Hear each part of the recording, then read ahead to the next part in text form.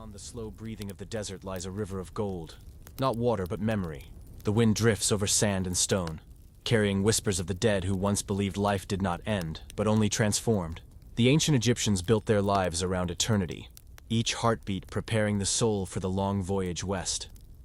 This film is a quiet descent through that sacred world, where gods weigh the heart, where prayers become boats, and where the afterlife was not a dream, but a geography. You will walk through tombs filled with stars, listen to the words once spoken to guide a soul beyond the veil, and sense the stillness that ancient priests called ma'at, balance, truth, and eternal order. Tonight we travel not to fear death, but to remember how the ancients found peace within it. Chapter 1. The River Between Worlds, Life and Death Along the Nile. The Nile moved with the patience of eternity. Its surface gleamed under the pale light of dawn, the same river that had watched countless generations rise, harvest, worship, and pass away. To the ancient Egyptians, this was not merely water flowing from south to north. It was a pulse. The river carried life, but also memory. It connected the visible world to the unseen, the known to the divine. In every drop, they saw a fragment of creation. The Nile's annual flood was not simply a natural event. It was the renewal of existence itself. When the waters rose, they brought fertile soil to the land, turning desert into living earth. This rhythm of flood and retreat mirrored the eternal pattern the Egyptians saw in all things: life, death, and return. To live along its banks was to live in the presence of a cosmic law, that what dies must one day rise again. They called the river Iteru, meaning simply, the river. There was no need for a more complex name, because it was the river, the axis upon which the entire civilization turned. Every morning, as the sun god Ra emerged from the eastern horizon, his light shimmered on the waters. At dusk, when the light faded beyond the western bank, it was said that Ra descended into the underworld, traveling through night to be reborn. The Nile thus became both mirror and metaphor, the earthly echo of the divine current the gods themselves followed. Villages and temples lined its edges like beads on a sacred thread. Life clustered close to the water, yet death was always near. The living built their homes on the eastern bank where the sun rose, the side of life, growth, and work. Across the river, on the western bank, stood the necropolises and tombs. The west was the land of setting suns, the land of the dead. In that division, the Egyptians inscribed a cosmic truth: that life and death are not opposites, but continuations of one another, each shore reflecting the other. This geography shaped their entire worldview. Farmers plowing fields knew they were reenacting the god Osiris's resurrection, the grain that dies in darkness and is reborn in light. Priests chanting in temples felt the same rhythm as the river's rise and fall. Even the smallest rituals, the pouring of water or the lighting of a lamp, mirrored the cosmic order, a harmony they called Ma'at. To live in Ma'at was to live rightly, to balance one's inner river with the flow of the world. Truth, justice, kindness, and ritual purity were not abstract ideals. They were the invisible currents sustaining the great flood of life. Without balance, the Nile might dry, the crops might fail, and the heart itself might grow heavy. Every Egyptian, from pharaoh to farmer, carried that sense of responsibility, to keep the flow unbroken, to live in tune with the unseen laws of the river. The Nile's floods also dictated their calendar, dividing the year into 3 sacred seasons: Akhet, the flooding; Peret, the growing; and Shemu, the harvest. These were not just times of labor, but moments in a cosmic cycle. Akhet was a time of rebirth, when the inundation brought chaos and potential. Peret was emergence, the return of order. Shemu was fulfillment, when what had been sown came into being. Through these seasons, the people saw the face of their gods, not distant rulers, but living forces within water, soil, and sky. At the heart of this rhythm stood the figure of the pharaoh. He was more than a king. He was the bridge between worlds, the living link between humans and gods. His duty was to maintain Ma'at, to ensure the river's blessing continued. Each year, during ceremonies of renewal, offerings were made to Hapi, the god of the Nile, depicted as a man with full breasts and a belly of plenty, a symbol of nourishment and fertility. Hymns to Hapi were sung softly in the temples: "He who makes all people live, who waters the fields for the gods." These words were less praise than acknowledgement, a reminder that all existence flowed from this divine river, both its abundance and its mystery. In the evening, when work was done and the sky glowed with the fading warmth of Ra, families gathered to tell stories of how the Nile was born from the tears of Isis, of how the souls of the righteous traveled westward with the setting sun. They watched the horizon dim and felt no fear, only continuity. For to them, the setting sun did not die. It simply crossed the river to rest. The west was not the end. It was the other shore of the same stream. The Egyptians built their tombs facing this eternal cycle. Even the shape of the pyramids, their perfect geometry pointing to the heavens, was an expression of the river's rhythm. The tomb was not a place of decay, but of transformation. Within its chambers, the dead awaited their voyage across the waters of night, guided by words and symbols etched in stone. Every burial was a miniature version of creation, a soul returning to the source, carried by the same current that had once given it life. The priests understood this deeply. They spoke of the soul's journey as a kind of navigation, a movement through hidden waters, toward the sunrise beyond death. The Nile, in this sense, was both map and metaphor. The living traveled it by boat, the dead by spirit. And so, the Egyptians became sailors in two worlds, forever learning to move between light and shadow, earth and sky. It is tempting to think of their belief as superstition, a poetic way to explain nature. But when we look closer, we find something profoundly rational in it. They saw patterns where we see events. They saw relationships instead of separations. For them, death did not contradict life, it completed it. Perhaps that is why their civilization endured for millennia, because it was built not only on stone, but on balance. They did not resist the flood. They worked with it. They did not deny the desert. They built along its edge. They did not fear the west. They prepared to cross it. In every part of their world, the Nile whispered the same truth, that all forms return to their source, and all souls must one day flow back into the great river of eternity. And so, when night came and the stars reflected in the dark water, the Egyptians would gaze upon their river and see both life and death shimmering side by side. The same current that watered their crops also carried their prayers. The same flow that nurtured birth also received the dead. To them, there was no end, only movement. The river never ceased. It simply changed form. The question was never if the soul would cross, but how. Would it move with the current of Mayat, balanced, truthful, light, or struggle against it, heavy with chaos? The Egyptians believed that to live well was to prepare for that crossing long before it came. Perhaps that is the wisdom still left on those ancient banks, that to understand life, one must first accept its flow. The Nile teaches that the heart, like water, finds peace only when it moves gently between its shores. And as the sun sinks beyond the western horizon, one can almost hear the whisper the ancients must have known, a soft, eternal question carried by the wind across the darkening waters. When your own river begins to fade into night, will you remember which way the current flows? Chapter 2. The soul's many names. Ka, Ba, Ak, and the shadow in the heart of Egyptian thought. The soul was never a single, simple thing. It was not one light, but a constellation, a gathering of forces that together formed the complete human essence. Each life, they believed, was made of many souls, and every soul had its own journey, its own balance to maintain. To exist, to live well, and to endure after death, one had to keep these parts in harmony, as carefully as priests tended the lamps in the temple of Ra. The Egyptians spoke of these sacred components with reverence.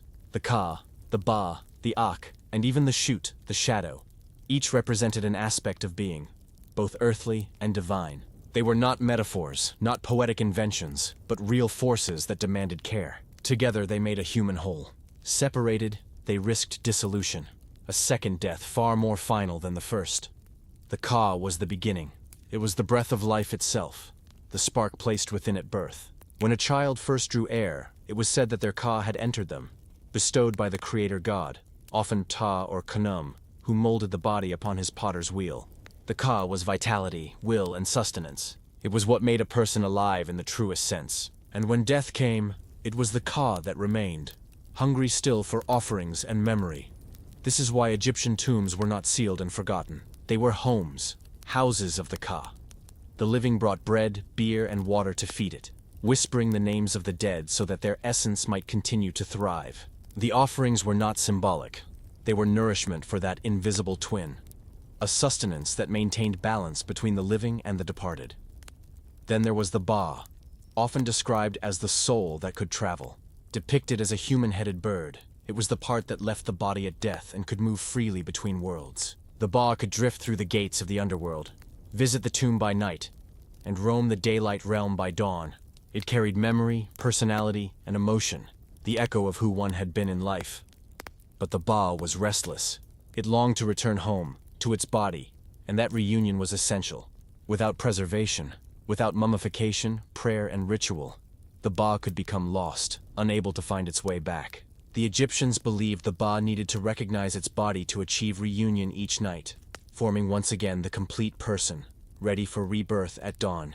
Hence, the elaborate care for corpses, the carved faces on coffins, the endless invocations of names, all to guide the Ba safely home. And beyond these, higher still was the Ak. The Ak was not born at the same time as the body. It was achieved, a transfiguration. When the Ka and Ba were properly united through ritual and truth, they formed the Ak, a luminous being, eternal and unchanging. The Ak was the soul reborn among the stars, dwelling with the gods. It was purity perfected, the radiant outcome of a life lived in Mayat, in harmony, balance, and justice. To reach this state was not automatic. It required ritual knowledge, moral integrity, and the favor of the divine. The funerary texts, such as the pyramid texts and later the Book of the Dead, were guides for this transformation. They instructed the soul on how to speak before Osiris, how to prove its heart was lighter than the feather of truth, and how to pass safely through the gates of the Duat, the underworld. The goal was always the same, to become Ak-Ak, the effective spirit, radiant and uncorrupted. This process of uniting the Ka and Ba into Ak was deeply ritualized. Priests performed the opening of the mouth ceremony to restore the senses of the deceased. Eyes to see, lips to speak, nostrils to breathe. These were not gestures of mourning, but of activation. They restored the channels through which the Ka could receive offerings, the Ba could recognize itself, and the Ak could be born. To the Egyptians, death was not an ending but a realignment, the reassembly of parts into a new, shining existence. But the Egyptians also knew of subtler aspects of being, quieter presences often forgotten in later retellings. One was the shoot, the shadow. The shoot was a person's silent twin, always close, always following. They believed it held something powerful, perhaps the essence of individuality or the weight of unseen memory. It could not exist without the person, yet it was not entirely the person either. The shadow moved as one moved, but in darkness it could vanish, reminding them that even identity itself was bound to light. Because the shadow was linked to the sun, and the sun to Ra, it symbolized divine protection. In some funerary spells, the Shet was invoked to guard the body, or to bear witness for the soul in judgment. Its presence was proof of existence, a subtle signature left upon the fabric of the world. To harm one's shadow or to separate it was to weaken the soul's unity. Thus, images and names were treated with immense respect. For to erase them was to erase the shadow, and thus erase the self. Each of these components, Ka, Ba, Ak, Shiot, was supported by another crucial force, the Ren, the name. In Egypt, the name was not an identifier. It was an essence. To speak a name was to renew life, to sustain presence. That is why the walls of tombs were carved with names and prayers, why they were read aloud in ritual tones. The spoken word was life itself. To forget a name was the true death, the severing of all ties between the soul and eternity. In this delicate system, immortality was not a matter of divine gift, but of balance and maintenance. The living and the dead were bound together in a cycle of care. Offerings nourished the Ka, remembrance sustained the Ren, ritual reconnected the Ba, and moral truth illuminated the Ak. Without these, the soul could decay, fragmented, incomplete, unanchored. When modern eyes look upon Egyptian tombs, filled with statues, amulets, and carved prayers, they might see superstition or excess. But to the Egyptians, these were not mere objects. Each statue was a vessel for the Ka, each amulet a key for the Ba, each inscription a map for the Ak. Every act, every carving, every offering was a thread keeping the soul's constellation intact. And within this vision lies a profound understanding that identity is never singular. A human being is not one self but many selves, bound by memory, will, and light. To live was to keep them in balance. To die was to set them free. Sometimes when one stands before an ancient tomb or reads the hieroglyphs carved in stone, it's possible to sense what they were truly trying to preserve. Not just power or remembrance, but coherence, the wholeness of being against the slow erosion of time. They knew that to forget the parts of the soul was to lose the self entirely.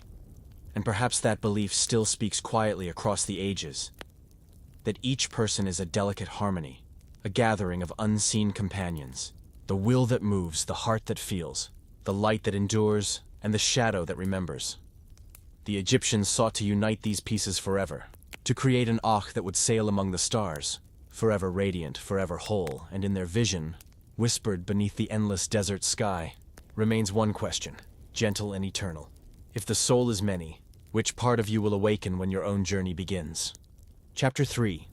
The Divine Order of Ma'at. The Law of Balance. In the heart of ancient Egypt, truth was not an idea. It was a living presence. They called her Ma'at. She was both goddess in law, both order and air itself. Her feather was light as dawn, yet the entire weight of the universe rested upon it. To the ancient Egyptians, Ma'at was the pulse that kept the world from slipping into chaos. Every sunrise, every breath, every heartbeat was believed to echo her eternal rhythm. The concept of Ma'at emerged early in Egypt's history, long before temples towered over the Nile.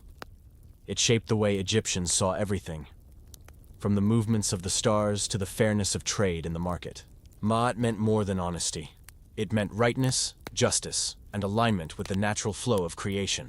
To live without Ma'at was to live in Isfet, the word they used for disorder, falsehood, and decay. In this cosmic vision, the universe itself was fragile, constantly requiring human care to remain balanced. Pharaohs ruled not by conquest alone, but by their ability to uphold Ma'at. When they ascended the throne, they were not crowned as divine tyrants, but as guardians of equilibrium. In temple carvings, you can see the image repeated endlessly, the king offering a tiny figure of Ma'at to the gods, as if saying, "I return balance to you." This was not symbolic gesture. It was a sacred duty. If the king failed in truth or justice, crops would wither, floods would misalign, and the sun itself might falter in its path. The world, they believed, could unravel through moral neglect as easily as through natural disaster. And so, in their stories, every deed, kind or cruel, honest or deceitful, had cosmic weight. To speak truth, to measure grain fairly, to be generous to the poor. These were not small acts of decency, but vital rituals that sustained creation itself. In the temples of Karnak and Luxor, priests spoke of Ma'at with reverence. They performed daily rites to renew her order. The high priest would purify himself in sacred water, light incense, and speak hymns that mirrored the first dawn. For them, Ma'at was renewal, the eternal act of setting the world right again, and every dawn was a chance to begin anew. Yet Ma'at was not confined to temples or kings. Ordinary people lived under her gaze. Farmers plowed the fields by her rhythm, believing that if their hearts were just, the Nile would rise kindly and nourish their crops. Traders in the bustling markets of Thebes and Memphis were warned that cheating a measure of grain or lying in a deal was an assault against Ma'at herself. The divine law was not distant. It was present in every small decision. Scribes, too, held Ma'at close to their hearts. They recorded laws and moral teachings in her name. The Instructions of Tahotep, one of the oldest wisdom texts in the world, speaks often of Ma'at. "Great is Ma'at," the sage wrote, "for it endures and has not been disturbed since the time of the god Osiris." Through these writings, Ma'at became not only the order of the gods, but the conscience of humankind. And still, there was the matter of death, that final weighing when all truth would be known. The Egyptians believed that when a person died, their heart was taken to the hall of judgment. There, before the god Osiris and 42 divine judges, the soul would stand. The heart, symbol of conscience and memory, was placed upon a golden scale. On the other side rested the feather of Ma'at. If the heart was lighter than the feather, the soul could pass onward into the field of reeds, a paradise mirroring Egypt's fertile lands. But if it was heavy with falsehood and wrongdoing, it would be devoured by Ammit, the eater of hearts, part lion, part hippopotamus, part crocodile, and the soul would cease to exist. This belief gave Egyptian ethics its gravity and its calm. The goal was not blind piety or fear of punishment. It was balance. To live in Ma'at was to live gently, to act rightly, to ensure that when the time came, one's heart would rest easily upon the scale. The Egyptians saw death not as an interruption, but as a continuation of life's moral symmetry. Every heart carried its own record. There were no hidden deeds, no forgotten lies. What was whispered in secret still carried weight in eternity. The idea was deeply human, that truth is not enforced by fear, but by an inner desire to remain aligned with the greater order. And perhaps that is why Ma'at endured for over 3,000 years, while kingdoms rose and fell around her. In tomb inscriptions, nobles wrote prayers to affirm their harmony with Ma'at. One common text, known as the Negative Confession, lists 42 declarations spoken before the divine judges. I have not stolen. I have not lied. I have not polluted the water. I have not caused pain. Each statement is a reflection of inner balance, not simply obedience. They believed that purity of soul was cultivated through daily acts, honesty, compassion, restraint. Even nature followed Ma'at. The predictable rise and retreat of the Nile, the rhythm of the seasons, the flight of birds over desert fields. All these patterns were seen as proof that Ma'at was at work. When floods were gentle, when harvests were full, it meant the balance between gods and men remained intact. When storms raged or drought struck, it was a sign that harmony had been disturbed, and that prayers, rituals, or corrections in justice were needed to restore it. To live under Ma'at, then, was to live attentively, aware that every thought, every gesture, every word formed part of a sacred equilibrium. Even time itself was shaped by her. The Egyptians believed that the world was reborn each day through the victory of Ma'at over Isfet. The rising sun was a triumph of order over chaos, a quiet assurance that life would continue. In a sense, Ma'at offered comfort. In a world of uncertainty, she promised structure, fairness, and peace. Unlike the vengeful gods of other mythologies, she required no blood, no suffering, only truth. And truth, they believed, was eternal. It could not be destroyed by death or swallowed by shadow. As you imagine the flicker of a lamp in an ancient temple, the scent of burning myrrh, and the hum of priests reciting verses to the dawn, you can almost feel the serenity Ma'at offered them. The calm belief that life and death, order and chaos, could be held in perfect balance if one lived rightly. And perhaps that is the quiet lesson hidden within her ancient feather. That harmony does not come from control, but from alignment. That truth, once lived sincerely, needs no defense. And that somewhere, in the silent chambers of the soul, the heart still longs to be lighter than the feather of Ma'at.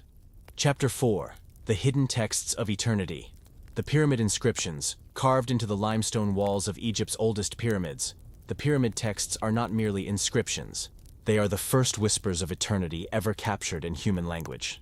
Written more than 4,000 years ago, they were not meant for the living, at least not directly. Their audience was the soul of the departed king, ascending through darkness toward the imperishable stars. These words were keys, directions, invocations. The earliest map of heaven ever recorded in stone. The story begins at Saqqara, in the reign of Pharaoh Unas around 23 and 50 BCE. Deep beneath his pyramid, in narrow corridors lined with glyphs of greenish hue, lie hundreds of carved utterances, more than 700 distinct spells or hymns. Each one speaks softly to the invisible, to the gods of air and sky, to the guardians of flame, to the shining ones who dwell among the constellations. Their purpose was simple yet profound, to ensure that the king would not die, but transform. Before Unas, Egyptian pyramids were silent. The great tombs of the 4th dynasty, those of Khufu, Khafra, and Menkaura, stand wordless, their interiors plain, as if the mystery of rebirth needed no language. But by the end of the 5th dynasty, something had changed. The Egyptians had begun to write the invisible. They had decided that the journey beyond death could be guided by words, sacred words, precise as ritual breath, eternal as stone. The pyramid texts reveal a civilization already deeply reflective about the soul's destination. To them, death was not an end but a process, a passage from one state of being to another. The pharaoh, once a man, was now to become a god. The inscriptions describe him as the child of the sun, rising in the morning sky, or as a falcon breaking free from the horizon. He joins the company of the Aku, the shining ones, the immortal spirits who dwell in the stars that never set, the northern constellations, fixed and eternal. Every line of these texts is both prayer and command. They do not plead, they assert, O Unas, you have not gone dead, you have gone alive. The verbs are active, defiant against decay. The language assumes power, not humility. In these words, the Egyptians were not asking for grace. They were declaring the continuity of divine order. The king was not merely a subject of the gods. He was one of them, ascending back to his rightful realm. The imagery within these inscriptions is both cosmic and intimate. In one passage, the pharaoh is carried on the smoke of incense to the heavens. In another, he climbs the ladder of the sky built by the god Horus. Elsewhere, he sails across celestial waters in the bark of Ra, guarded by spells against serpents and shadow. Each verse forms part of a delicate choreography between life, death, and renewal. the same eternal rhythm that governed the Nile's flood and retreat. But these texts were more than poetry. They were technology, spiritual technology. To the Egyptian mind, speech itself was an act of creation. Words held power. Heka, the divine magic that sustained existence. To carve them into stone was to bind their energy into permanence. Thus, when priests recited these utterances beside the tomb, their voices were not symbolic but functional. They reactivated creation, calling upon the same forces that once shaped the cosmos. The pyramid texts are arranged not in orderly narrative, but in clusters of spells and declarations. Some call upon the gods to welcome the king. Others transform him into celestial forms. One verse speaks of the king as a star in the east, another as a bull in the sky, another as a flame in the mouth of heaven. It is as though identity itself dissolves and reforms, the human becoming elemental, eternal. Among these carvings, the names of gods echo like ancient music. Nut, the sky goddess who embraces the dead. Geb, the earth who releases them. Osiris, the ruler of the afterlife. And Ra, the solar king whose light never truly dies. The soul's journey, as told in these inscriptions, is not linear. It is cyclical. Each stage reflects the great cosmic pattern of sunrise and sunset, of birth and return. The king dies only to rise again, reborn as the morning sun, as the eternal light among the stars. Archaeologists who entered these chambers thousands of years later were struck by the precision of the carvings. Each glyph was cut carefully into polished limestone, often painted blue or green to symbolize vitality. There is no ornament, no pictorial scene, only words. The walls are crowded with text, every surface alive with the vibration of meaning. It feels less like decoration and more like invocation, as though the room itself is reciting prayers in silence. The choice of stone is telling. Unlike papyrus, which decays, limestone endures. The Egyptians believed that by carving these words into the very bones of the earth, they were securing immortality. The written word became a bridge, not just between worlds, but between time itself. Every line was meant to be read by the gods, not by men, and yet 4,000 years later it still speaks. For modern scholars, the pyramid texts provide an extraordinary window into early Egyptian religion. A time before Osiris had fully taken center stage, before the grand myth of judgment and resurrection crystallized. Here the afterlife was not yet moral. It was royal. The focus was on ascension, not judgment. The pharaoh alone was promised the heavens. Ordinary people looked upon his rising as their own assurance that the world remained in balance. His immortality guaranteed theirs indirectly. For if the king joined the gods, then Ma'at was preserved, and the sun would rise again. Over time, however, the idea of an afterlife widened. The pyramid texts would evolve into the coffin texts, inscribed inside wooden sarcophagi, bringing the promise of eternity to nobles and commoners alike. Eventually, they would transform again into the Book of the Dead, the richly illustrated papyrus scrolls placed within tombs during the New Kingdom. Each stage marks the democratization of eternity, from the exclusive privilege of kings to the shared hope of all who lived rightly. But it all began here, in the narrow, echoing corridors beneath the Pyramid of Unas. The oldest verses speak of flight and light, of unity with the sky. The doors of heaven are open for you, they say. The doors of the sky are thrown wide. The pharaoh becomes wind, fire, and starlight, a being beyond boundaries. To read these lines today is to sense how deeply the Egyptians believed that death could be mastered through understanding. That speech could sustain existence beyond the tomb. And within these walls, one can still feel the faith that the cosmos was ordered and knowable, that the soul could be guided if only it knew the right words. There is a quiet dignity in this. The belief that immortality is not granted by chance or favor, but earned through alignment with truth, with Ma'at, with the rhythm of creation. Perhaps that is why these inscriptions remain so moving. They are not desperate cries against oblivion. They are serene affirmations of continuity. They remind us that long before modern philosophy, long before written theology, human beings already sought to understand their place in the universe. Not through fear, but through harmony. If you were to stand now in the burial chamber of Unas and run your fingers over the cold stone, you might sense what the Egyptians themselves hoped to preserve. That soundless voice of eternity, speaking through glyphs older than empires, older than nations. It is the voice that says, you are not gone. You are transformed. The pyramid texts whisper that the end is not silence but translation, from one form of light into another. And though their stone walls are still, the words continue to rise, carrying across time like the breath of dawn returning to the stars. Chapter 5. The journey of the sun god, Ra's descent through the underworld every evening. As the last light of the sun slipped below the horizon, the ancient Egyptians believed that a sacred voyage began, one that would decide whether dawn would ever return. The sun god Ra, eternal and radiant, descended into the shadowed world beneath the earth. There, he would face the spirits of darkness, serpents of chaos, and the endless tests of night. And yet, this journey was not one of destruction. It was a process of renewal, a divine rhythm that ensured the rebirth of light each morning. For the Egyptians, Ra's passage through the underworld was not a myth in the sense of fantasy. It was a law of nature, the unseen mirror of the sun's visible path. As the solar disk disappeared in the west, they believed it entered the Duat, the vast and mysterious realm of the dead. The Duat was not simply a place of punishment or rest. It was a landscape of transformation, part river, part desert, part dream. Ra's journey was recorded in sacred funerary texts such as the Amduat and the Book of Gates, both inscribed inside royal tombs in the Valley of the Kings. These texts describe in remarkable detail the 12 hours of night through which the sun god traveled.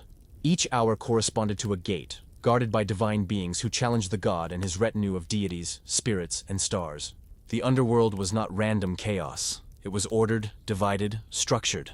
Even in darkness, the Egyptians saw design, the architecture of divine balance. In the first hour, Ra enters the western horizon, a region called Amentet, the land of the setting sun. His solar bark glides into the entrance of the Duat, a river of black waters. The boat is pulled by spirits through an endless tunnel, guided by prayers and protected by the cobra goddess Mayhen, who coils around the god to shield him from harm. This opening hour is quiet, solemn. The beginning of descent, the first embrace of shadow. The middle hours of night are far more perilous. In the 5th and 6th hours, Ra confronts Apophis, the great serpent of chaos, the embodiment of non-existence. Apophis seeks to devour the solar boat to end light forever. But Ra is aided by other gods, Set, the defender of the boat, Isis, whose spells weaken the serpent, and the company of stars who chant hymns of order. Each night this battle repeats, and each night Ra prevails, slicing through the coils of Apophis so that dawn may be possible once again. This struggle was not seen as evil fighting good in a moral sense. Rather, it was the eternal opposition of existence and nothingness, of order and dissolution. The Egyptians believed that both were necessary, that without the darkness, light would have no renewal. Without the descent, there could be no rising. Thus, the journey of Ra became the pattern for all cycles of life and death, from the turning of the Nile's flood to the passage of the human soul. In the later hours of the night, Ra begins to merge with Osiris, the god of the dead. This union is one of the most profound images in Egyptian theology. Ra, the god of life and light, joins with Osiris, the god of death and resurrection. Together they form a single being, Ra Osiris, the eternal cycle embodied. It is here in the deepest darkness that renewal begins. The light does not emerge by escaping the night, but by passing through it. To the Egyptians, this was not only a cosmic truth, it was a spiritual one. Just as Ra descended to conquer the shadows of the Duat, so too would every soul after death. The journey of the sun god became a template for the journey of all beings. Funerary texts and tomb paintings show the deceased traveling in their own small boats, following the same 12 hours, invoking the same guardians, and reciting the same protective spells that once guided the divine bark. The afterlife was not a place apart from nature, but its reflection. The 12 hours of night were often depicted on the walls of tombs as long horizontal registers, like scrolls of time. Each section shows the god's progress, accompanied by stars, serpents, gates, and divine beings. The language of these texts is formulaic, rhythmic, and filled with repetition, designed to be recited like an incantation. Every word was functional, meant to preserve the order of creation. To speak these spells was to join Ra's voyage, to lend one's voice to the cosmic renewal of light. What is striking about this theology is its gentleness. Death is not presented as annihilation or punishment, but as a necessary passage through stages of darkness toward rebirth. Even the gods face this descent. The Egyptians saw divinity not as static perfection but as motion, a continuous rising, setting, and returning. The sun god himself must journey through fear to reclaim his power each dawn. In some versions of the myth, Ra carries within his boat the souls of the righteous, ferrying them through the underworld's dangers toward the fields of eternal peace. Those who lived in harmony with Ma'at, truth, order, balance, could travel alongside him. The wicked, however, were left behind, trapped in the stagnant waters where Apophis writhed. But these fates were not arbitrary punishments. They reflected the natural alignment of the soul. A heart that lived in truth would rise easily. One burdened by chaos would sink. The sun's re-emergence at dawn was the proof of victory. Each morning, when the horizon glowed red and gold, the Egyptians saw not merely sunrise but resurrection. The cries of birds, the shimmer of the river, the awakening of fields, all were evidence that Ra had succeeded. The light had been remade. To greet the sunrise was to participate in this cosmic renewal. Priests performed daily temple rituals mirroring the journey, opening the sanctuary doors, kindling flame, offering hymns to awaken the god anew. Through this belief, time itself was sanctified. Every day became a miniature eternity, birth, death, and rebirth repeating endlessly. To live was to walk within Ra's rhythm, to trust that even in the longest night, light would return. This conviction gave Egyptian life its deep serenity. They did not fear death as an end, but regarded it as a transition within the greater cycle of being. The same order that carried the sun across the sky would carry their souls through the underworld. In the Valley of the Kings, the tombs of pharaohs like Seti I and Ramses VI preserve some of the most detailed depictions of this journey. The walls unfold like illuminated manuscripts, filled with lines of hieroglyphs and processions of divine forms. One can trace hour by hour how the solar boat passes through caverns, gates, and rivers of fire. Every figure, every spell, every color has meaning. A carefully constructed theology of motion and transformation. The ceilings, painted with constellations and celestial boats, reflect the belief that the underworld is not beneath but within. A hidden sky, traversed in darkness. To stand in these tombs today, thousands of years later, is to feel the same rhythm, a quiet pulse of continuity. The ancient artisans carved and painted not merely to adorn but to sustain the god's journey. Their work was devotional and functional, an act of participation in eternity. The very act of inscription became part of the sun's renewal. And perhaps this is what the Egyptians understood most profoundly, that the divine voyage was not only Ra's, not only the soul's, but the universe's itself. Everything moves through cycles of descent and ascent, dissolution and return. The seed must enter the soil's darkness before it can sprout. The sun must sink before it can rise. Life depends upon the unseen hours. In that understanding lies a quiet reassurance. Even in the deepest shadow, the pattern holds. The river of night flows forward. The gates open one by one. The stars stand guard. And somewhere in the silent heart of the Duat, Ra's light gathers once more. When dawn finally breaks, it is not simply the return of day. It is the renewal of the world. A reminder that the forces of order, truth, and light are never truly extinguished. They rest, they travel, they transform. And as the first sunlight touches the earth again, one can almost hear the echo of that ancient hymn carved into tomb walls. Ra has risen, the horizons open, the darkness is overcome, and the world is made new. Perhaps the Egyptians were right, that we too travel that same hidden passage, descending into darkness only to find, at last, the light returning within. Chapter 6. The Duat. Map of the hidden realm in the ancient Egyptian imagination. Death was not an ending, but a crossing, a slow drift into the Duat, the hidden realm beneath the visible world. It was neither heaven nor hell, but something more complex, more alive in its mystery. The Duat was a reflection of Egypt itself, threaded with rivers, bordered by deserts, and illuminated by the distant glow of stars. Yet within it, time and space lost their ordinary meaning. Every passage was both physical and symbolic, every obstacle a mirror of the soul's inner weight. The Duat was said to lie beneath the horizon, where the sun vanished each night. To the Egyptians, this descent was not mere sunset, but a sacred passage, Ra's journey through shadow to be reborn. If the sun could rise again, so too could the human spirit. But the way was perilous. The deceased did not simply float into eternity. They had to navigate the terrain of the afterlife, a landscape filled with winding corridors, secret gates, and guarded thresholds. In surviving texts and tomb inscriptions, the Duat is described in fragments, never in one fixed form. It could appear as a vast subterranean river, winding through caverns of fire and shadow. In some depictions, it is divided into 12 regions, one for each hour of the night, echoing Ra's own voyage beneath the world.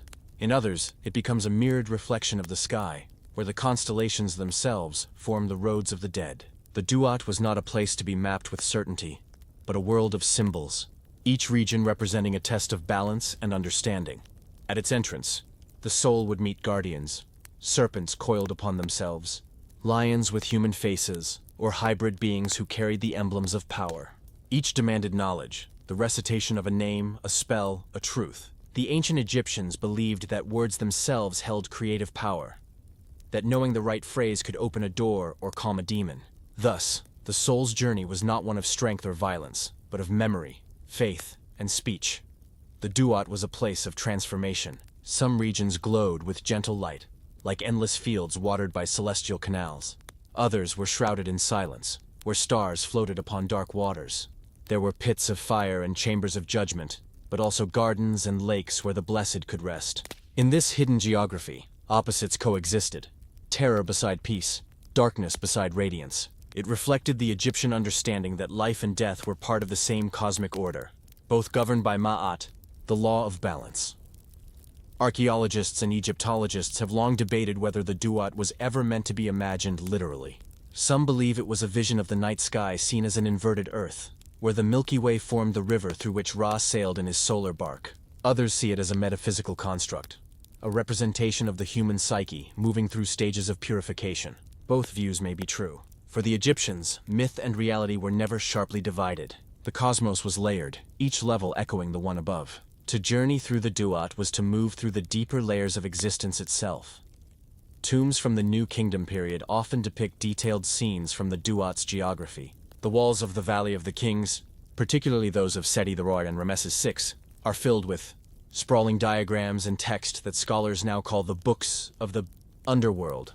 These include the Amduat, that which is in the underworld, the Book of Gates, and later, the Book of Caverns. Together, they describe the soul's progression through the 12 hours of night. Each hour presents new landscapes, rivers crossed by solar boats, serpents guarding thresholds, and divine beings who both threaten and protect. The language is vivid yet symbolic, more a ritual map than a literal one. The Duat was not static. Its geography changed depending on one's spiritual state.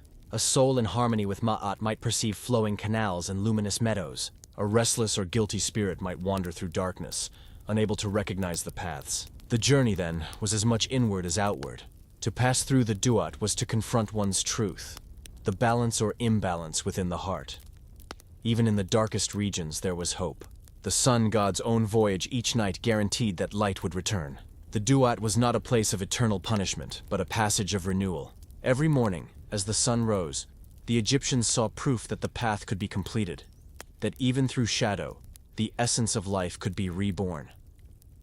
The guardians of the Duat were not merely threats. They were keepers of wisdom. Each demanded that the traveler demonstrate understanding. The soul had to know the names of the gates, the identities of the serpents, the secret words that turned danger into passage. Knowledge in this sense was salvation.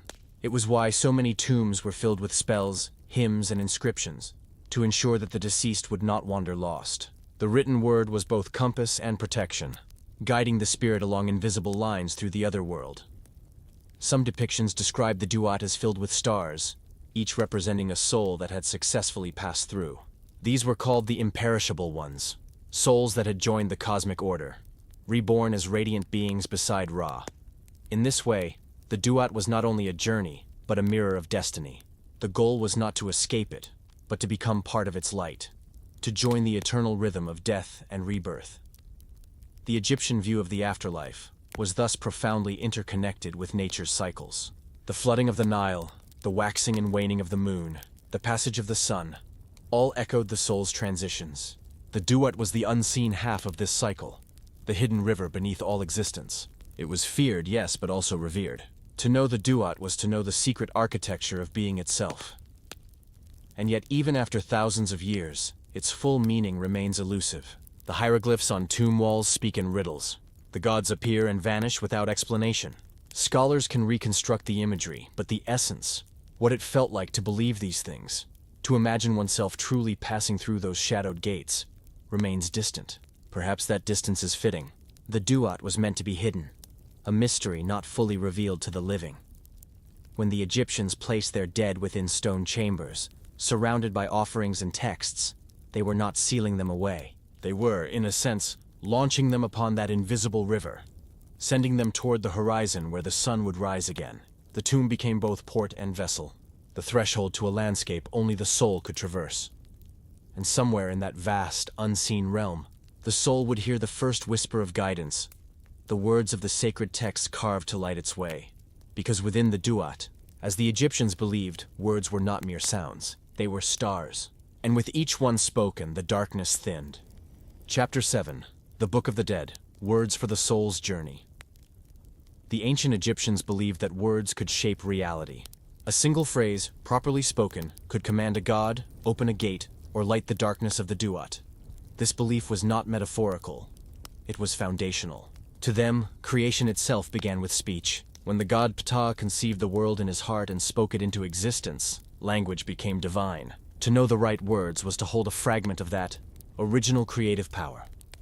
Out of this reverence for speech emerged one of the most remarkable works of sacred literature ever composed, the Book of the Dead. Its ancient name was the Book of Coming Forth by Day, a title that captures its central promise, that the soul, after passing through the night of death, could rise again into the daylight of eternity. Unlike a single fixed text, the Book of the Dead was more like a living anthology, a collection of spells, hymns, and prayers written over centuries. No two copies were exactly alike. Scribes customized them to fit the life, name, and rank of each individual.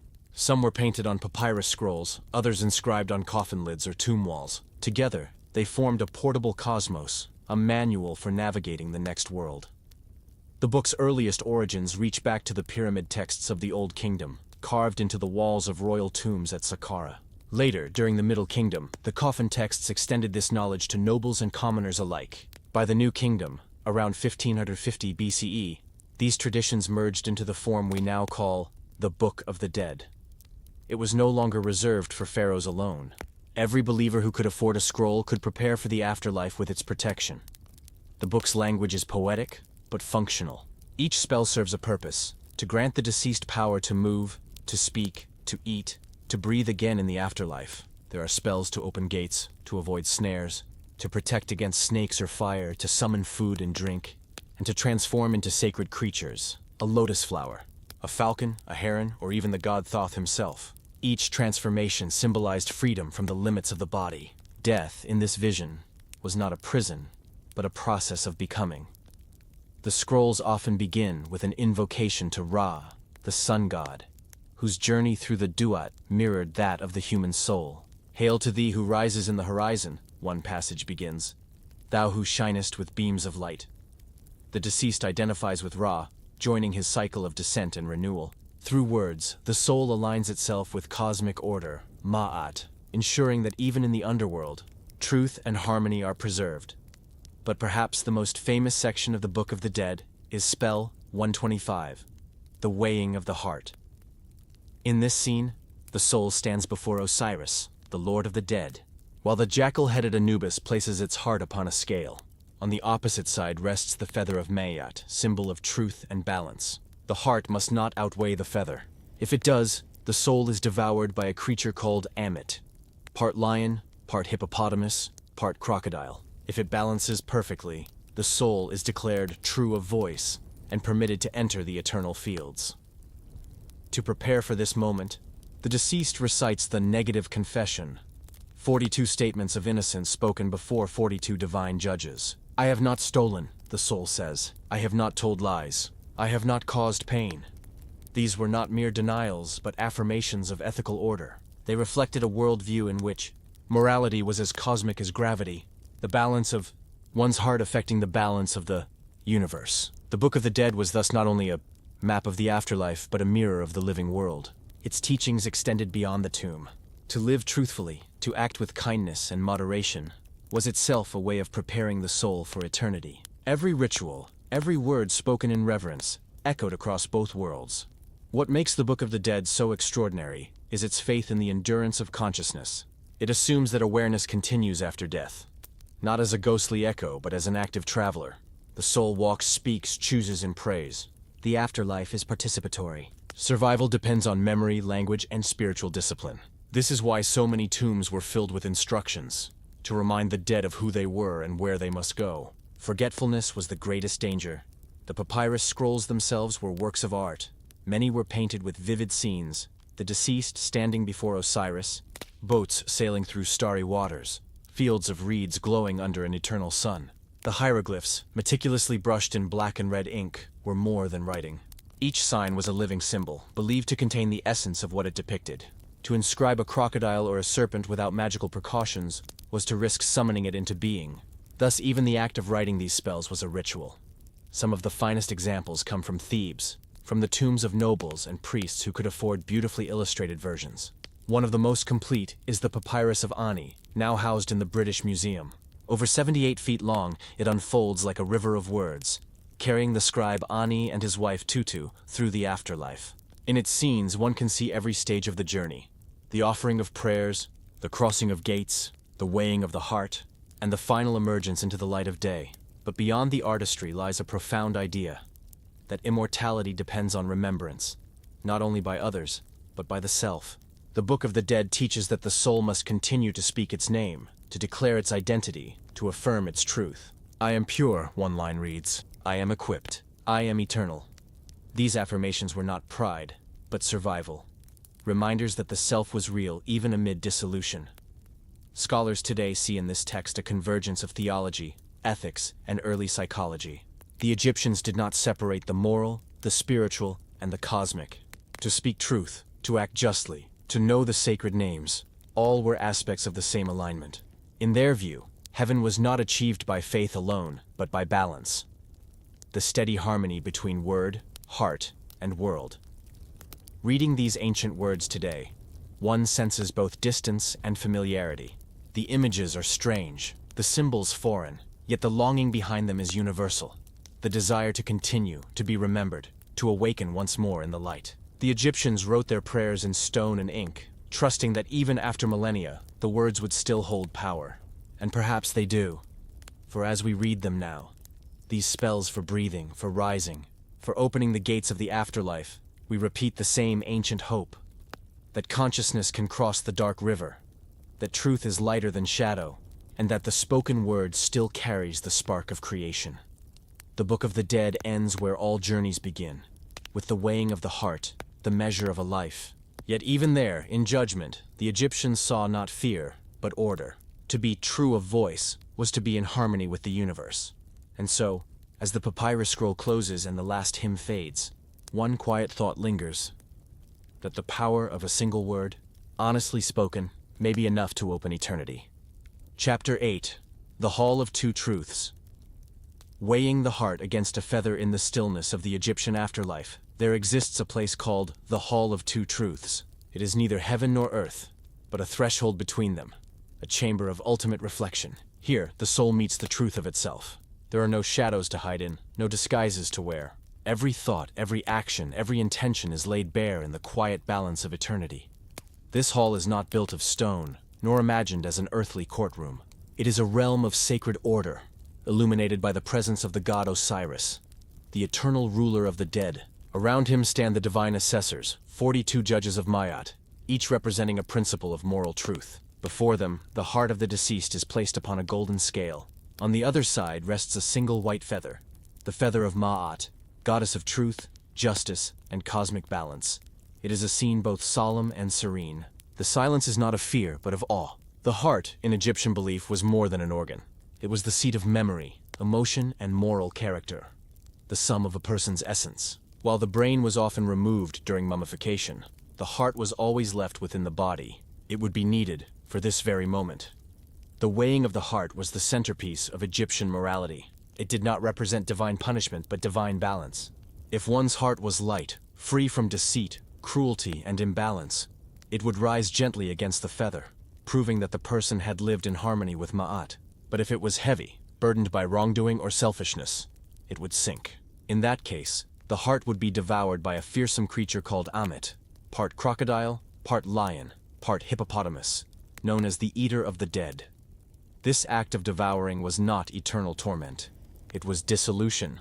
The soul would simply cease to exist, erased from the cosmic order. For the Egyptians, non-existence was the only true punishment. To lose one's name, one's memory, one's connection to the living and the gods. The entire ritual was guided by the jackal-headed god Anubis, guardian of the dead and master of the scales. With steady hands, he ensured that the balance was fair. Thoth, the ibis-headed god of wisdom and writing, stood nearby recording the result. In these roles, the gods embodied more than authority. They represented trust, precision, and moral clarity. The afterlife was not arbitrary. It was a system of justice older than kings and kinder than fear.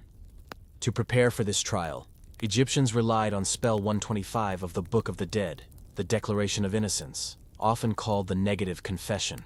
Before the divine judges, the soul would speak these words: I have not stolen. I have not lied. I have not caused pain. I have not diminished the offerings to the gods. I have not polluted the water.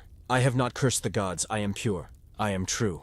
Each statement was both a defense and a meditation, a reaffirmation of moral principles that defined a balanced life. These were not commandments imposed by fear, but affirmations of a shared cosmic responsibility. To live according to Ma'at was to live in rhythm with the universe, to give as one received, to speak as one wished to be spoken to act in ways that maintained harmony among people, nature, and gods alike. The idea of weighing the heart reveals how deeply the Egyptians understood moral self-awareness. It was not enough to follow laws or traditions. One had to internalize them. The heart remembered. Every joy, every cruelty, every act of compassion left its mark. Even unspoken thoughts carried weight. This understanding gave Egyptian ethics a remarkable psychological depth. The divine judgment was not a foreign tribunal.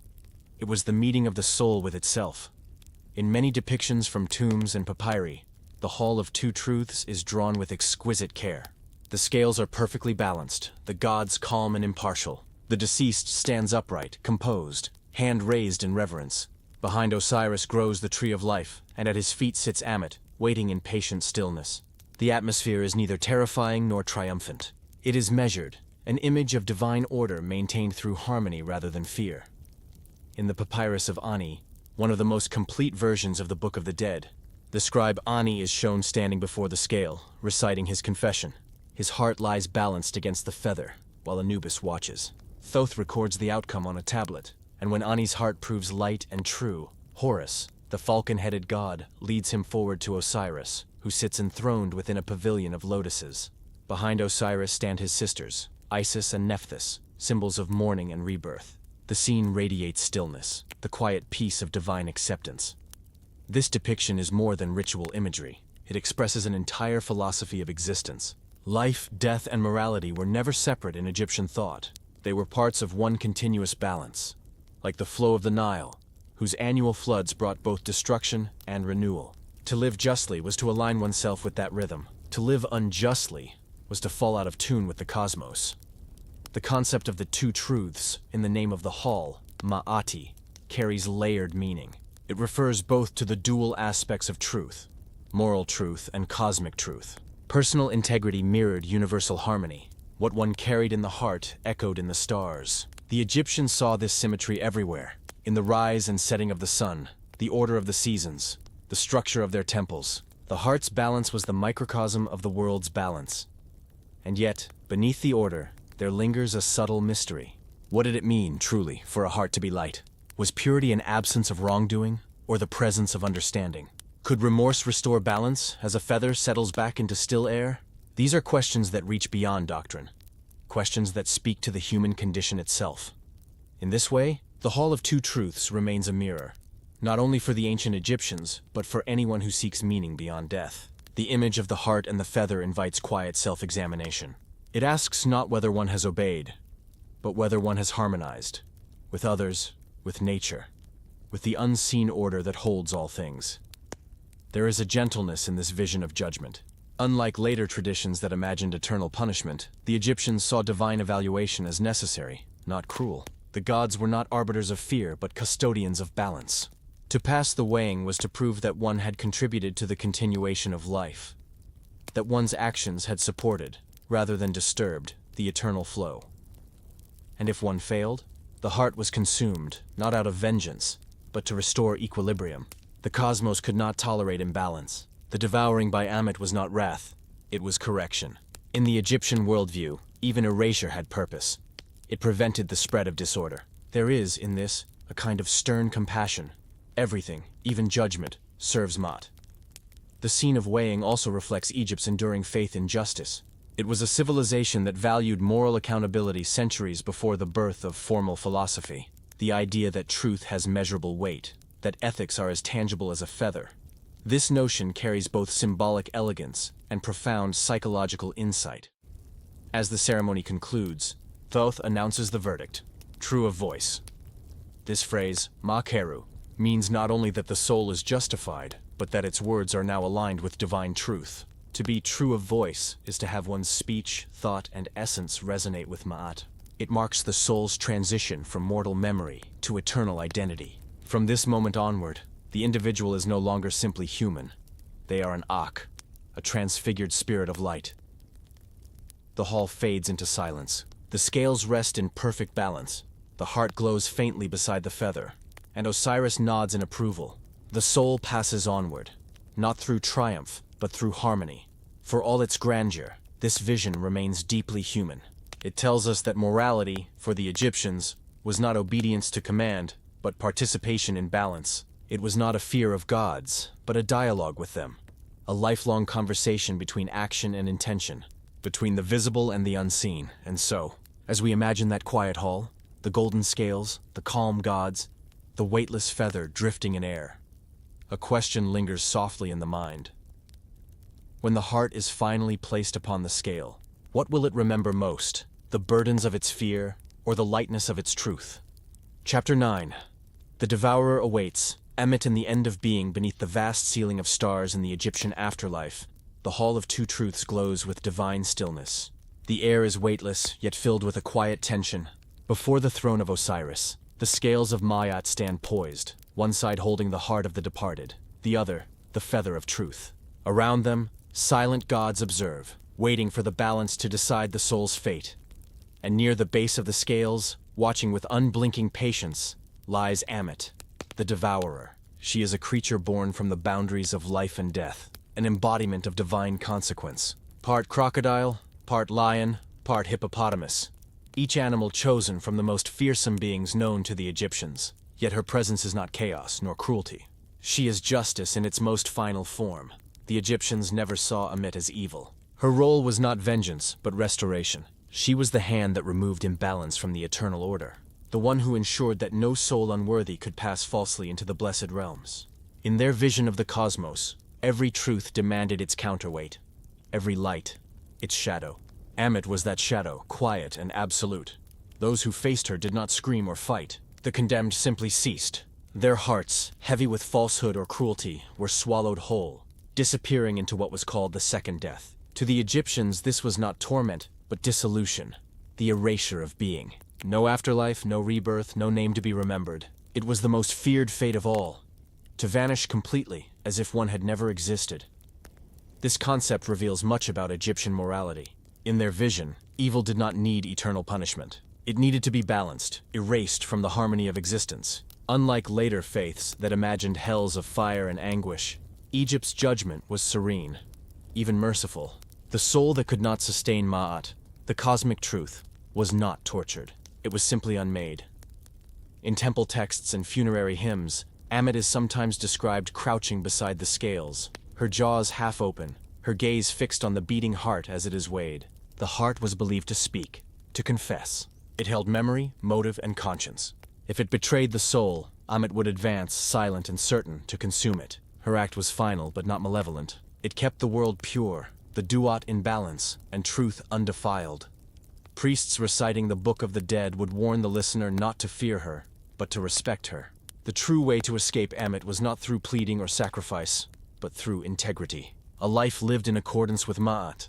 Honesty, compassion, balance. To the Egyptians, these were not moral options but spiritual necessities, woven into the architecture of the universe itself. In tombs, the image of Ammit often appears beneath the weighing scene, a silent warning carved in stone.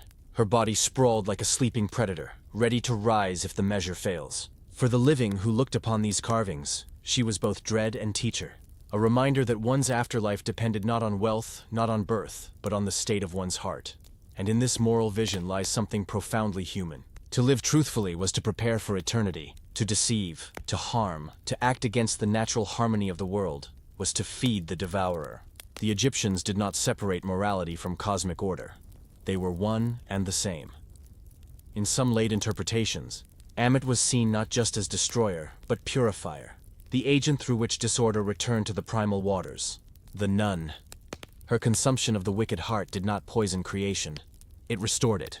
By removing falsehood from existence, she maintained the universe's rhythm. This quiet theology tells us that for the ancient Egyptians, even destruction was a sacred act when it served balance. When we look closely at her form, crocodile, lion, hippopotamus, we see the embodiment of Egypt itself. The crocodile from the Nile, guardian of its depths. The lion from the desert's edge, symbol of strength and dawn. The hippopotamus from the fertile marshes, the life of the river. Ammit was not an outsider. She was the sum of Egypt's natural powers, fused into divine order. One can almost imagine the stillness in that hall.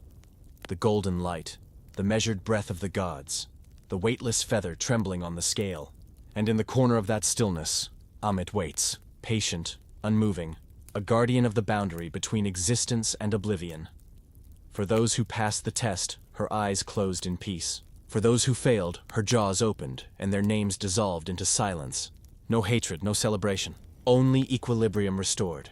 Perhaps, in her silent duty, Ammit teaches the most humbling truth of all, that the universe does not crave vengeance, only balance. That the measure of a soul is not in its power, but in its harmony with truth. And so, in that sacred chamber where hearts and feathers meet, the devourer remains, not as a monster to fear, but as a mirror. For every heart, even now, must face the question once posed before her scales. Has it lived in balance with the truth of the world? Chapter 10.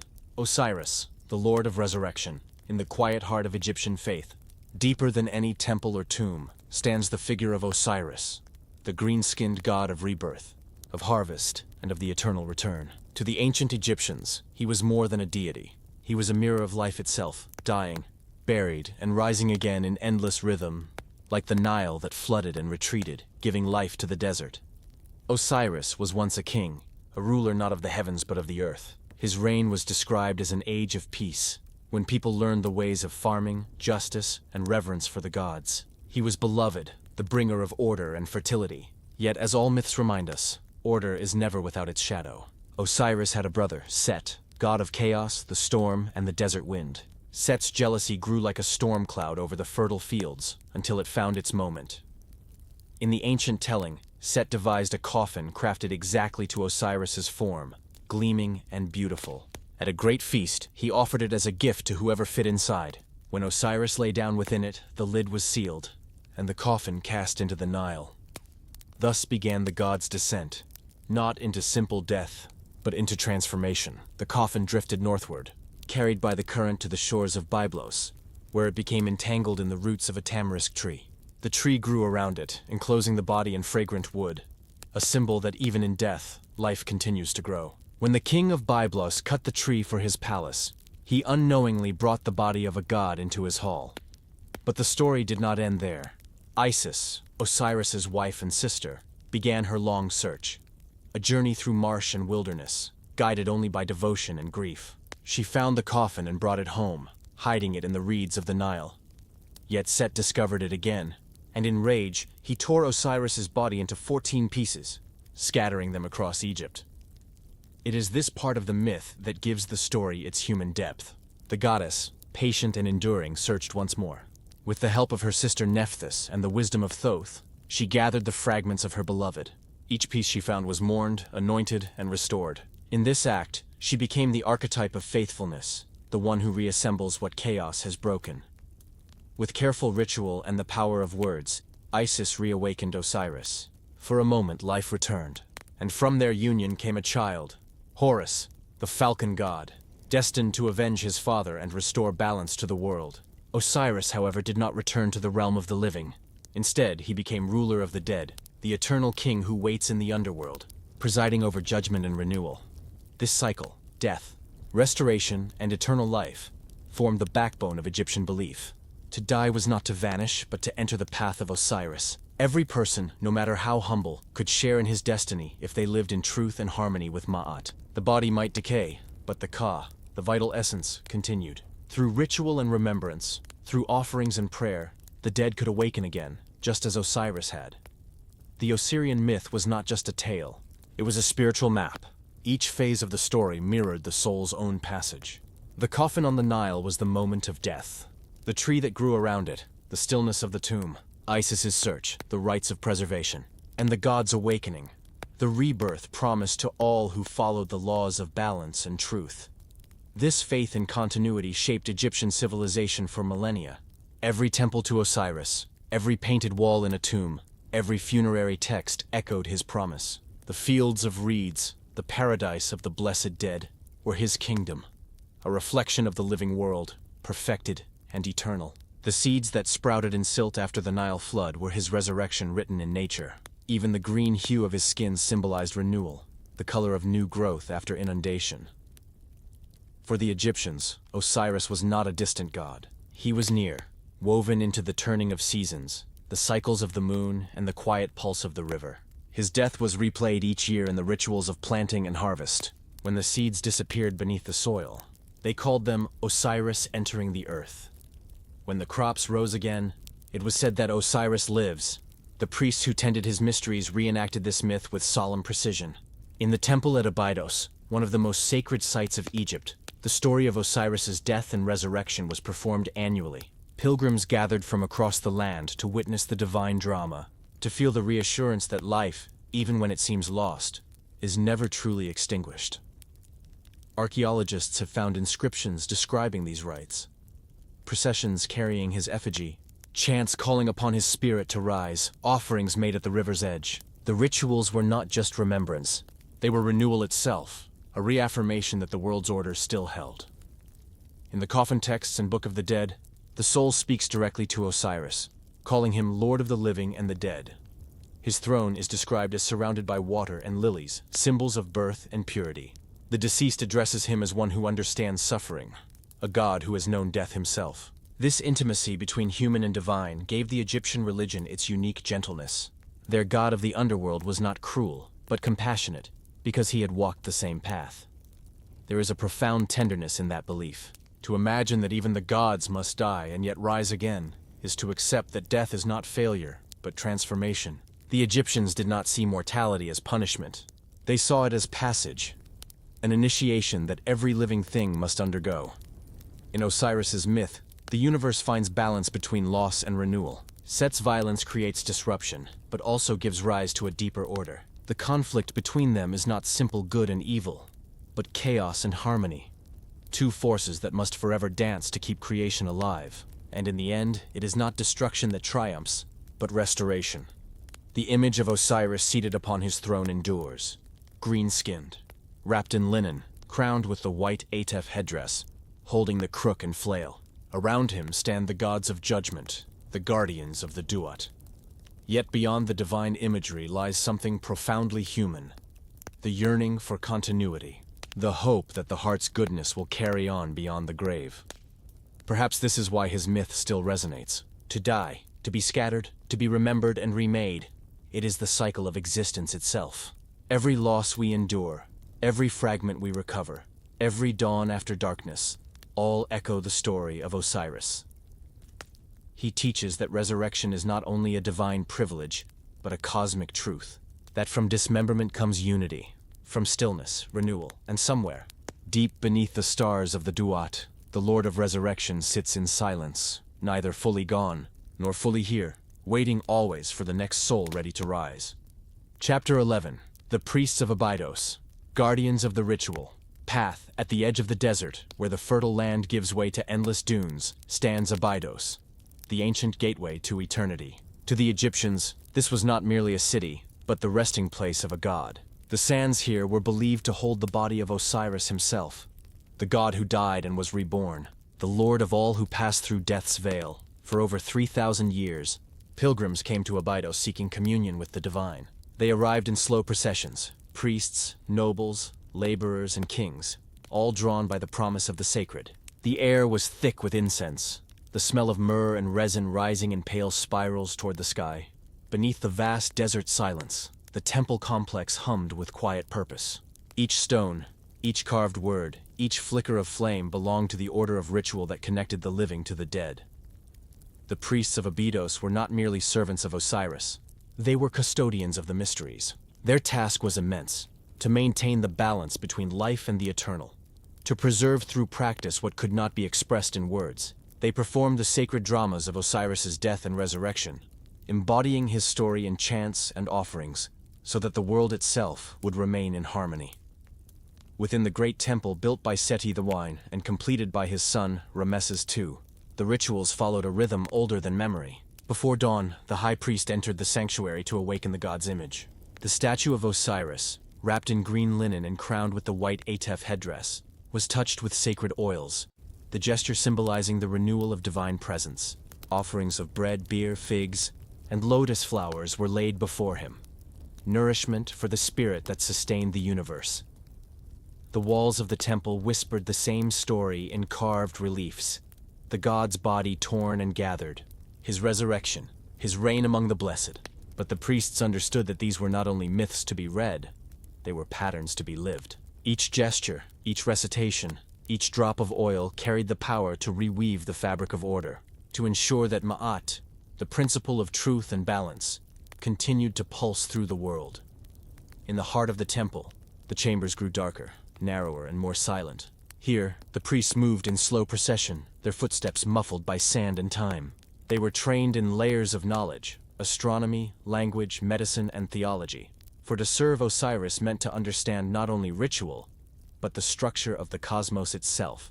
The hymns they sang were mathematical in rhythm, aligned to the movements of the stars, so that the divine order above would mirror the sacred order below. The people who came to Abydos often brought small clay tablets inscribed with prayers. Many hoped to be buried near the site, believing that even a symbolic connection to the resting place of Osiris would secure their path through the afterlife. Some inscribed simple pleas: "May I see the god in peace." Others left offerings of miniature boats, to carry their souls upon the eternal river of the Duat. The pilgrimage itself was considered an act of rebirth. As the faithful approached the temple, they crossed thresholds representing the passage from life into the realm of spirit. The priests greeted them not as mourners, but as travelers preparing to enter eternity. Each ritual, the pouring of water, the lighting of lamps, the chanting of divine names, reenacted the resurrection of Osiris and, through him, the awakening of the human soul. Abydos became not only the spiritual center of Egypt, but a living archive of its faith. Over generations, the priests preserved records of hymns, processions, and offerings, fragments that scholars would later uncover, written in hieroglyphs both poetic and precise. These inscriptions reveal a theology built not on fear, but on continuity. To serve Osiris was to serve life itself, to recognize that even decay and death were merely transformations within an endless cycle of renewal. One of the oldest texts found here speaks softly of this truth. The one who remembers the rites of Abydos will not perish. He shall walk with Osiris and breathe the air of the stars. The priests believed that knowledge, not wealth or bloodline, was the true path to immortality. To know the rituals, to pronounce the sacred names correctly, was to align the self with the order that governed heaven and earth. The ceremonies of Abydos were elaborate, yet deeply human. During the festival of Osiris, the priests carried a sacred bark, a wooden boat representing the god's body, through the streets, reenacting his journey from death to resurrection. The people followed in solemn silence, then in joyous song, for they knew the ending of the story. The god would rise again. The desert echoed with their voices, and for a moment, it felt as though life itself had overcome death. Even pharaohs sought connection to this sacred place. Many built cenotaphs, symbolic tombs, near Abydos, wishing to tie their memory to the eternal god. Seti's temple, with its 7 sanctuaries aligned to different deities, stands as one of Egypt's most refined architectural achievements. Yet at its core, everything returned to Osiris. Every relief, every inscription, every offering pointed toward the same truth: that life and death are not opposites, but partners in creation. The priests themselves were guardians of that continuity. They were trained from childhood, often inheriting the role from their fathers. To become a priest of Abydos was to surrender one's personal ambitions to service, to wake before dawn, to chant through the heat of the day, to tend the sacred fires that must never be extinguished. Their days were measured by ritual, not by hours. Each motion was performed with precision, for to make a mistake in sacred ceremony was to risk imbalance between the worlds. There is a quiet dignity in their legacy. Unlike the kings whose tombs towered in stone, the priests left little record of themselves. Their names were secondary to their duties. What survived of them is the echo of their devotion, the rhythm of their prayers carved into walls, the alignment of temples to the stars, the continued remembrance of Osiris through centuries of change. And perhaps that is the truest measure of faith, not what endures in monuments, but what endures in repetition, in the soft persistence of ritual. The priests of Abydos did not seek fame. They sought harmony. They believed that every offering, every whispered word, every moment of stillness had the power to keep the cosmos in balance. When modern archaeologists entered these ruins, they found not only carvings and tombs, but traces of song, words preserved in hieroglyphs that still hum with sacred rhythm. One hymn speaks of the god in eternal repose. You rest in the west, yet you awaken in the east. You sleep in the darkness, yet you are the light that returns. The priests had written it not only for Osiris, but for themselves, a reminder that service to the divine is a form of awakening. Standing in the ruins today, one can almost hear the faint echo of those chants, the rise and fall of ancient voices carried by the wind through the stone corridors. The scent of incense has long faded, yet the feeling of reverence remains.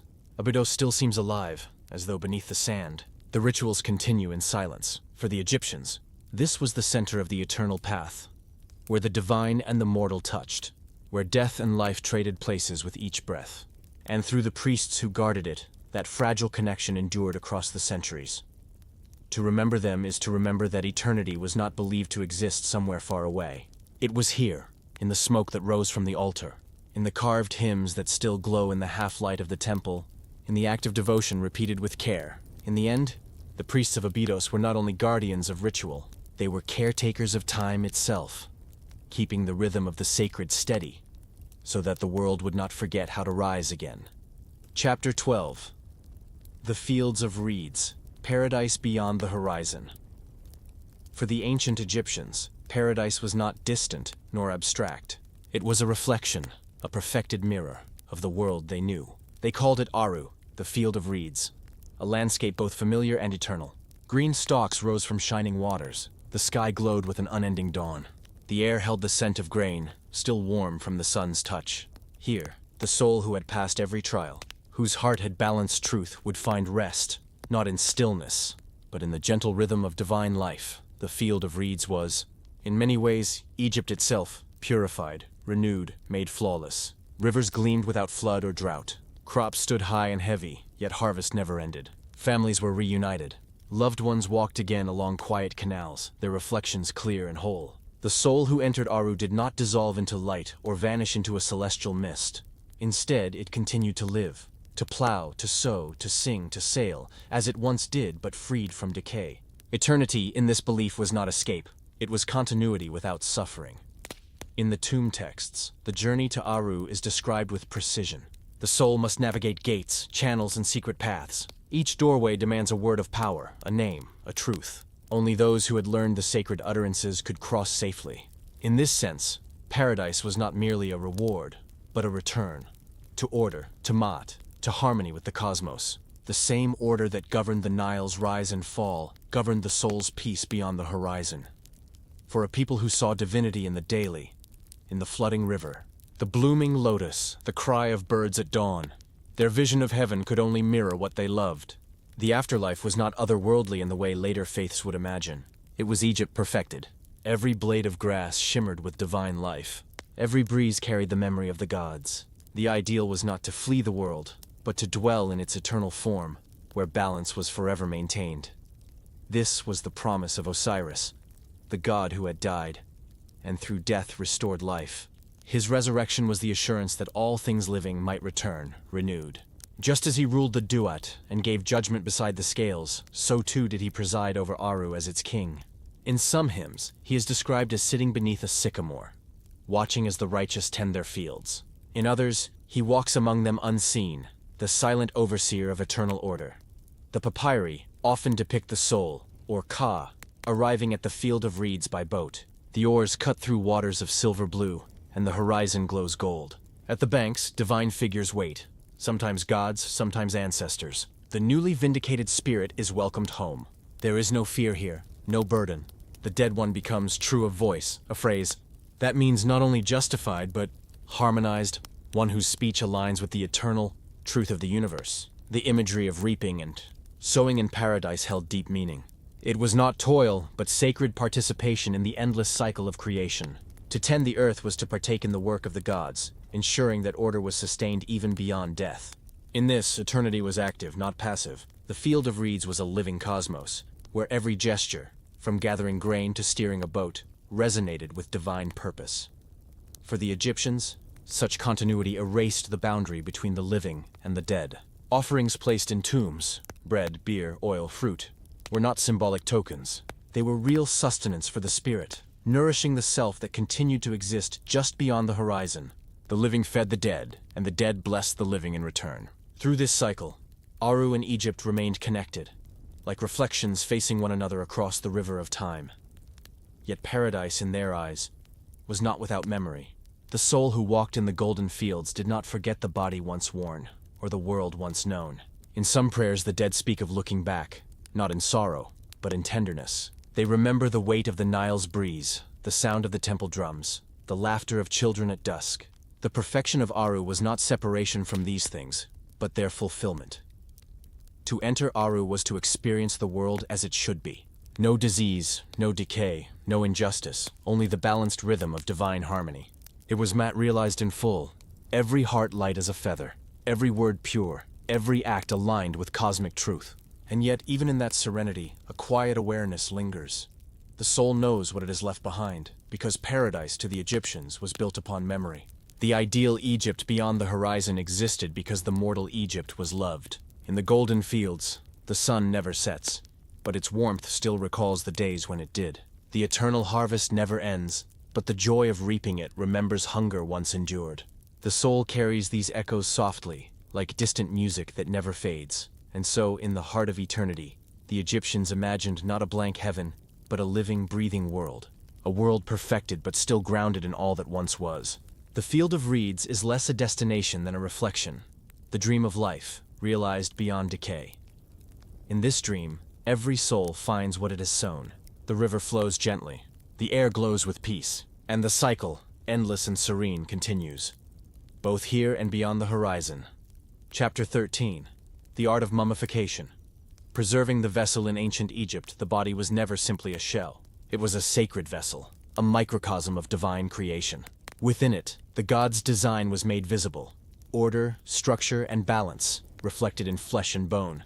To preserve the body after death was not merely an act of remembrance, but an act of faith. It affirmed that life, in all its complexity, was too sacred to vanish. The Egyptians believed that every person was composed of multiple spiritual parts, the Ka, the Ba, the Ak, and others, each with its role in existence and afterlife. The Ka was life force, the vital essence that needed sustenance even after death. The Ba was the personality, the part that could move between worlds. The Ak was the radiant spirit that achieved eternal form. Yet all of these required a physical anchor, a home, to remain whole. That home was the body. When the body decayed, the spirit could lose its bearings. Without preservation, the Ka might hunger endlessly. The Ba might drift without rest. Thus, mummification became an act of restoration, a way of ensuring that the map between body and soul never faded. To prepare the dead was to participate in a divine art, one first taught by the gods themselves. According to the myth of Osiris, it was Isis who performed the first act of mummification. After her husband was slain and dismembered by Set, she gathered his scattered limbs, reassembled them, and wrapped them in linen. Her prayers and breath restored his form, making Osiris both the first mummy and the first resurrected being. From that moment, every embalmer acted in her image, repeating her sacred labor. To anoint and wrap the dead was to reenact her devotion, an act of love that overcame death itself. The process of mummification was meticulous, deliberate, and deeply symbolic. It began with purification. The body was washed in water from the Nile, the river that gave all life. Priests would stand over it, reciting invocations to Anubis, the jackal-headed god of embalming, asking him to guide their hands and protect the soul's transition. Next came the removal of what was impermanent. The internal organs, vulnerable to decay, were carefully extracted. Each organ was treated with oils and resins, then placed into canopic jars, vessels guarded by the four sons of Horus. Imseti protected the liver, Hapi the lungs, Duamutef the stomach, and Kebesinuef the intestines. These jars were not mere containers. They were extensions of the body's life, guardians ensuring that no part of the self would be lost in the underworld. The heart, however, remained. The Egyptians believed it was the seat of thought and memory, not the brain, which they discarded. The heart would later be weighed against the feather of Ma'at in the Hall of Judgment. It could not be removed, for it was the witness to one's truth. The empty body was then filled with natron, a natural salt harvested from Egypt's desert lakes. Over the course of 70 days, the natron drew out all moisture, preserving the flesh in a near-eternal stillness. This period of waiting was not idle. It echoed the time Osiris spent in the underworld before his rebirth. As the body rested in salt, the soul traveled through shadow, preparing for light. Once dried, the body was anointed with fragrant oils, cedar, myrrh, and frankincense. Each carried both practical and spiritual meaning. The scent of resin was believed to repel decay, but also to purify, to make the body pleasing to the gods. Priests would whisper invocations as they worked, their words meant to awaken the senses of the dead, ensuring the soul could still recognize its form. Then came the wrapping, perhaps the most iconic and intimate part of the ritual. Layer upon layer of fine linen was wound around the body, each strip accompanied by a blessing or spell. Some wrappings contained amulets, scarabs, ankhs, the Eye of Horus, small symbols placed strategically to guard the heart, throat, or limbs. The pattern of wrapping was itself a sacred geometry, reflecting the coiling of creation, the unfolding of order from chaos. The priests performing the ceremony were not mere morticians. They were ritual specialists, sometimes called the Hands of Anubis. Their work was as much prayer as craft. Every gesture mirrored a cosmic act. Binding was renewal, sealing was protection, anointing was the touch of divine breath. To prepare a body was to re-establish the link between mortal and eternal time. The ritual culminated in the opening of the mouth ceremony. Using a ceremonial blade shaped like a fish's tail, a priest touched the mummy's lips and eyes, symbolically restoring the senses. This act allowed the deceased to eat, speak, and see again in the afterlife. It was believed that through this final blessing, the spirit was reborn, ready to rise, to walk, and to speak before the gods. What remains astonishing is how consistent this ritual stayed for thousands of years. From the Old Kingdom to the Ptolemaic era, though methods evolved, the philosophy did not. Mummification was never purely preservation. It was resurrection in motion. Each stage, from purification to wrapping, mirrored the sun's daily rebirth, the river's yearly flood, and the soul's eternal return. Even the physical spaces of mummification reflected cosmic order. The tent of purification represented the horizon, where the sun was reborn. The place of drying symbolized the desert of transition, the realm between life and death. And the embalming table itself was shaped like a lion, representing the guardianship of time. In this way, every detail, every gesture and material carried theological weight. The body was not an object. It was a temple, and like a temple, it required careful preparation before it could receive the divine presence once more. For the Egyptians, this art was not reserved only for pharaohs. Though the grandest tombs were for kings and nobles, ordinary families also sought versions of these rites, scaled to their means.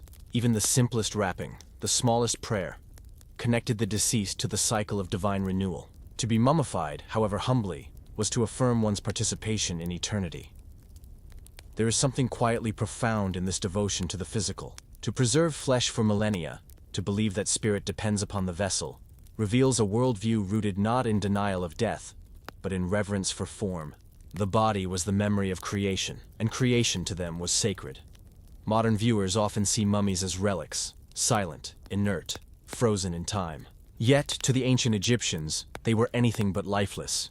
Each mummy was a promise that the order of the cosmos would hold, that life would continue beyond decay.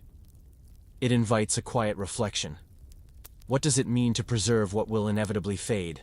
Is preservation a refusal to let go, or is it an act of love, a gesture of faith in continuity? For the Egyptians, there was no contradiction. To anoint and wrap the dead was not clinging to the past. It was preparing for transformation.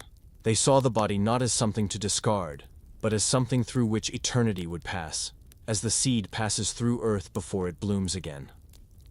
In this delicate art, death became a sacred craft. The human form was shaped once more into harmony with the divine, and through every band of linen, every drop of oil, and every whispered word, they affirmed the oldest promise of all, that what was made with care could endure forever. Chapter 14. Tombs as Temples. The architecture of immortality to the ancient Egyptians, a tomb was never simply a place to store the dead. It was a universe in miniature, a carefully measured space where heaven and earth met in quiet harmony. The walls, the corridors, the painted ceilings, all of them were designed not just to house a body, but to preserve an entire cosmology. Within stone, they shaped eternity itself. The Egyptian idea of architecture was never purely functional. It was theological. Every angle and every surface mirrored the sacred geometry of creation. Just as the sun rose from the primeval waters of Nun to bring forth light and order, so too did each tomb emerge from the desert, a constructed horizon between the world of the living and the world of the gods. To step into a tomb was to cross that threshold, to move inward through darkness toward rebirth. From the earliest mastabas at Saqqara to the magnificent rock-cut tombs of the Valley of the Kings, the structure of the tomb evolved, but its purpose never changed. It was meant to ensure safe passage into the afterlife, and it was built as a conversation with eternity.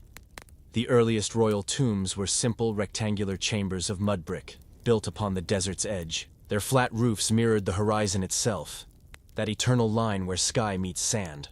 As centuries passed, these evolved into pyramids, and the concept of divine architecture reached its zenith.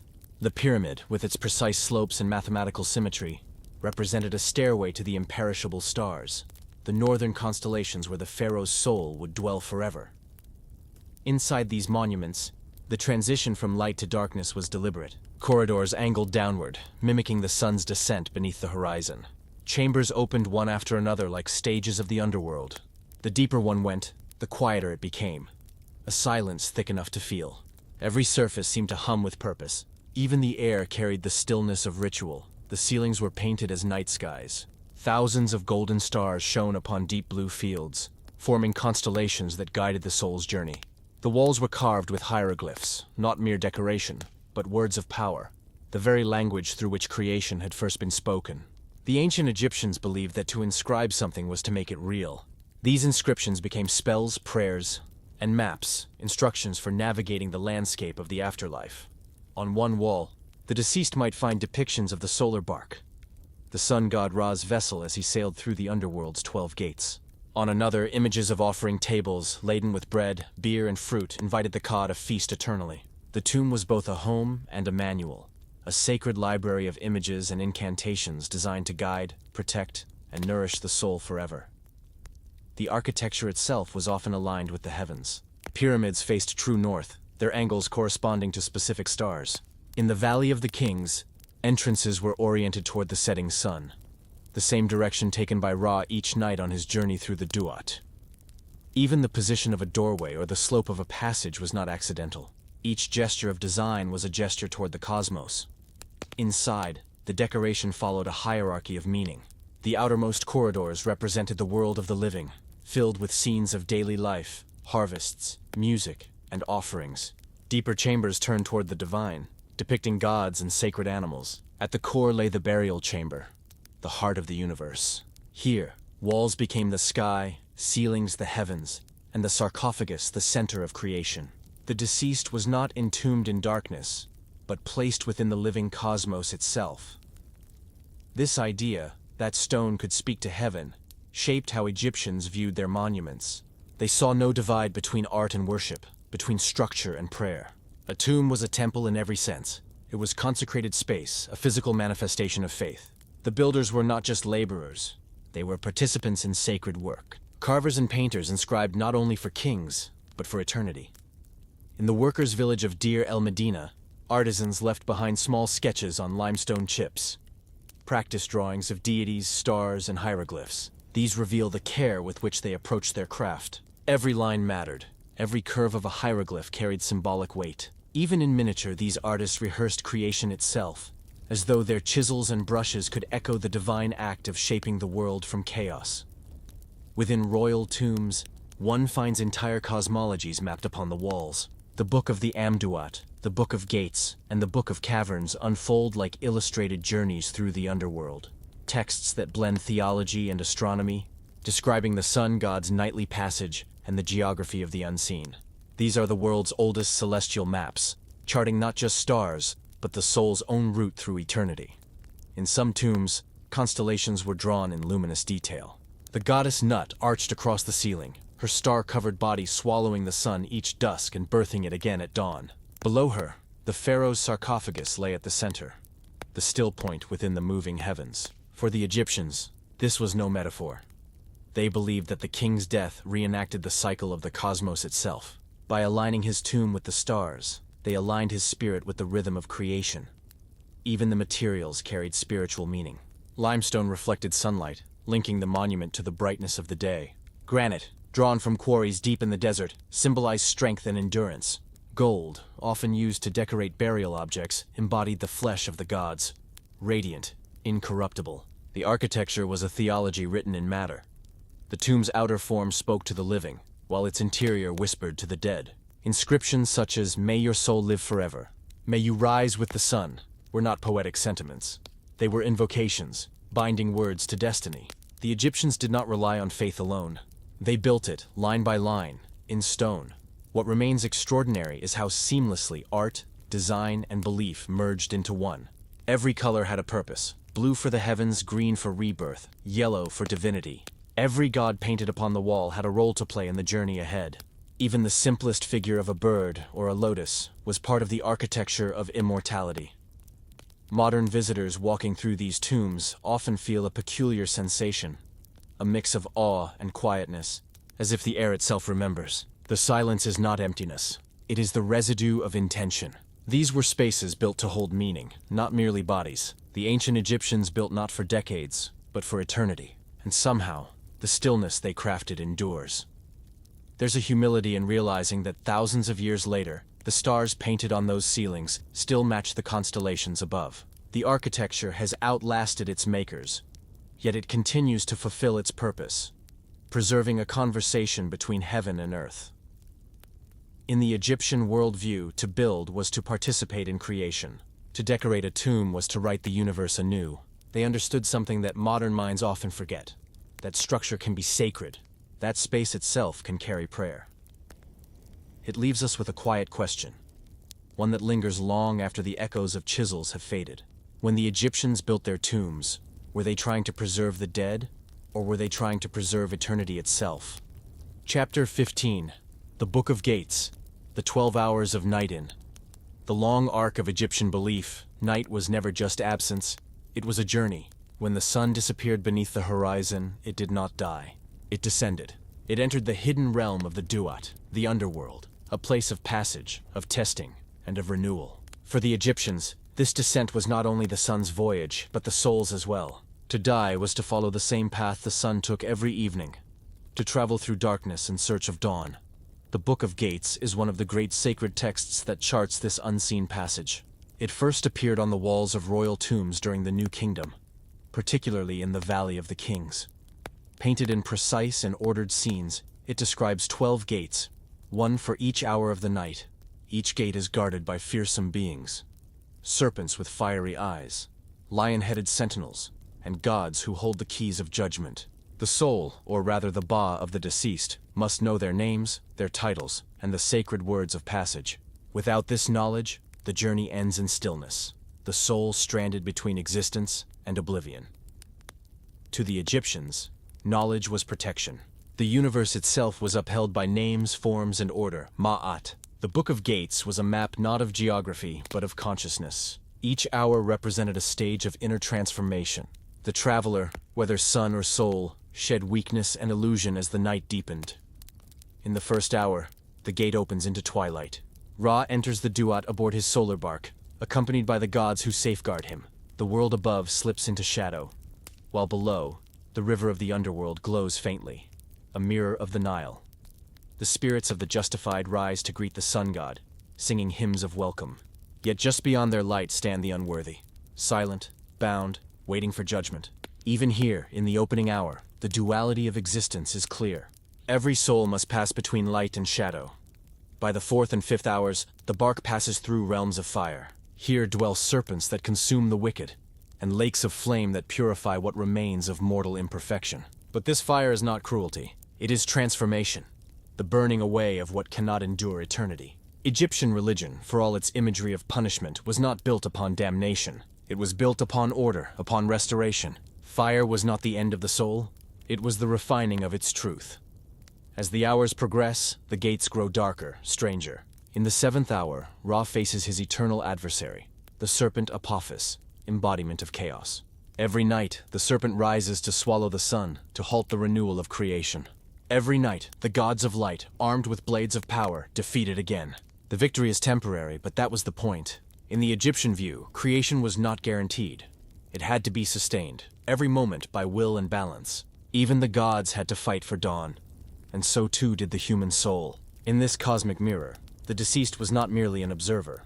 They were part of the divine struggle. To pass through the 12 gates was to prove one's alignment with order.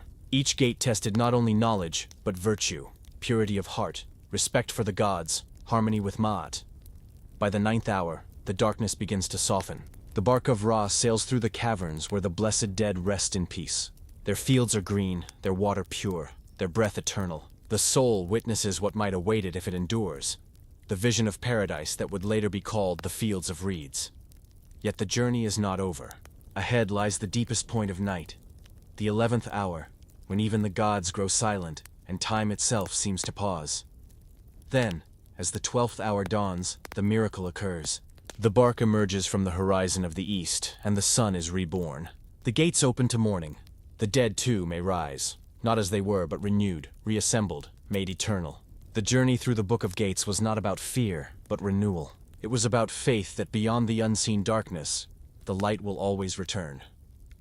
The depictions of these scenes, painted on the walls of Seti Learn's tomb, on the sarcophagi of Ramses VI, on fragments buried deep in the desert, remain some of the most complex spiritual diagrams ever conceived. Scholars today call them underworld books, but for the ancient Egyptians, they were far more than literature. They were instruction, a manual for immortality. Every symbol, every word, every god named along the path held meaning. The 12 gates were also the 12 hours of night, the 12 divisions of time, and the 12 transformations of being. The journey of Ra through the Duat was the same journey the heart must make through the labyrinth of self. It was an allegory of all things that perish and rise again. The sun, the Nile, the seed, the human spirit. It's easy, from a modern perspective, to see only myth in these images, to treat them as colorful metaphors from a distant age. But to the Egyptians, the Duat was real. It was as structured and alive as the world above. The stars were its roof, the rivers its veins. To die was not to vanish, but to travel. And the Book of Gates was both map and compass, guiding the soul through the perils of the unseen. Even now, these ancient texts invite reflection. What did they understand about renewal that we have forgotten? What does it mean that they viewed death as a continuation, not an ending, a night that inevitably gives way to dawn? Perhaps the deeper message is not only about the afterlife, but about the cycles within our own existence. Every descent into loss, silence, or change contains its gates. Each passage demands recognition, surrender, and faith in emergence.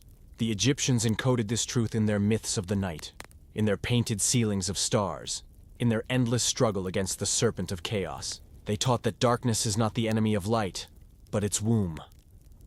And so, the Book of Gates closes with the rising sun, Ra reborn, the soul renewed, creation restored once more. Beyond the gates lies the horizon of the spirit, the place where the first light touches eternity. Chapter 16. The Coffin Texts, Democratizing Eternity. In the shadowed tombs of the Egyptian underworld, a profound shift began to unfold. For centuries, the hope of immortality had been the exclusive domain of pharaohs and their royal courts. The grandest texts, the pyramid texts, had adorned the walls of the most sacred chambers, guiding only the highest of the land's elite through the perilous journey into the afterlife. These texts were not simply rituals. They were the keys to eternity, penned in stone for the most divine among men. But this began to change. By the time of the Middle Kingdom, the promise of eternal life, once reserved for kings and nobles, was extended to all. The shift came with the creation of the Coffin Texts, a sacred corpus of spells, hymns, and prayers that would be inscribed on the coffins of the average Egyptian. The farmer, the craftsman, the merchant, and even the scribe. In these simple wooden coffins, the once unreachable realm of immortality was now within reach for those who sought it. The text democratized the afterlife. It was no longer a privilege for the few, but a universal inheritance for all. What made these coffin texts so transformative was not just their content, but the belief embedded within them. The average Egyptian no longer had to rely solely on a priest or king to secure their place in the afterlife. They were granted the knowledge themselves. These texts allowed every soul, regardless of status, to grasp the sacred mysteries that would ensure their passage into the world beyond. The knowledge that had once been cloaked in the rituals of the elite was now available to all who could afford it, or who had faith in the sacred words written on their burial vessels. The coffin texts were not merely copies of the pyramid texts. They were adapted for a broader audience, with a focus on personal empowerment through divine knowledge. Where the pyramid texts spoke to kings, asserting their divine right to ascend to the heavens, the coffin text spoke to the individual. It was a more intimate relationship with the gods, one where the soul was active in its own salvation. Written directly onto the coffin or inside it, these texts became both a physical and spiritual vessel for the deceased. They were not just words, but an offering, a powerful protective force embedded in the very wood and plaster of the tomb.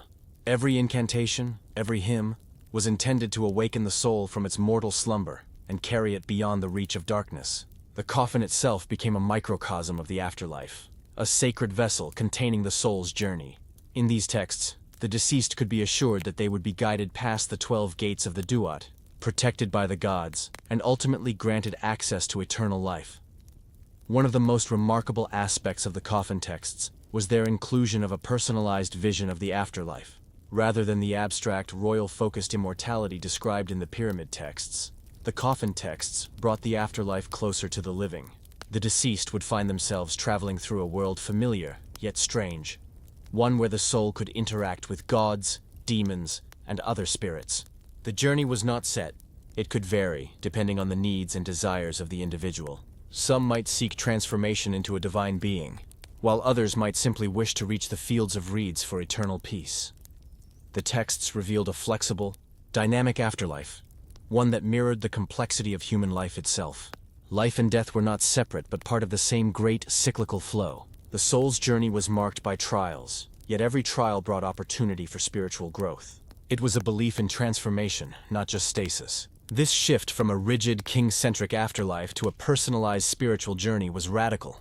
It hinted at a profound understanding of the soul's potential, a potential that extended beyond the boundaries of social class or station in life. As the coffin texts spread, they began to form a new spiritual narrative. Instead of relying on priests and kings for spiritual guidance, individuals now carried their salvation with them, written in the sacred ink on their coffins. The faith that had once been an elite institution became personal. It was no longer necessary to visit temples or rely on the intermediary of a ruler.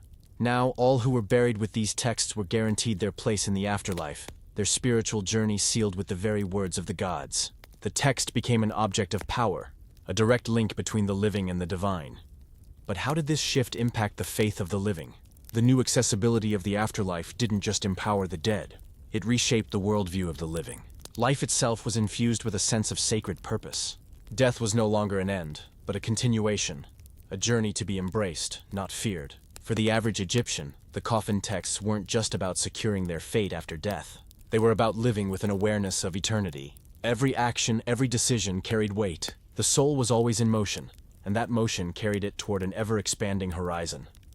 Through these texts, faith became not only eternal, but immediate. It was a faith that echoed through every step of life, reflected in every inscription, in every burial rite. The Egyptians understood that death was a transformation, not a cessation. This understanding shaped their culture and gave them a framework for navigating life and death with profound meaning. Yet, as the coffin texts democratized eternity, they also encouraged reflection. If immortality was no longer reserved for kings, what did that mean for the king's role in society? Was their divine mandate diminished, or was it merely transformed? The coffin texts didn't dethrone the king. They democratized the possibility of divine experience, making it accessible to all. In a way, the texts symbolized the ongoing evolution of Egyptian spirituality. They reflected a civilization that saw the divine as not something apart from the world, but but something woven through it. The belief that the afterlife was available to all was part of a larger cosmic vision where every soul had the potential to become part of the divine order. It was a vision of spiritual equality, one that transcended earthly distinctions.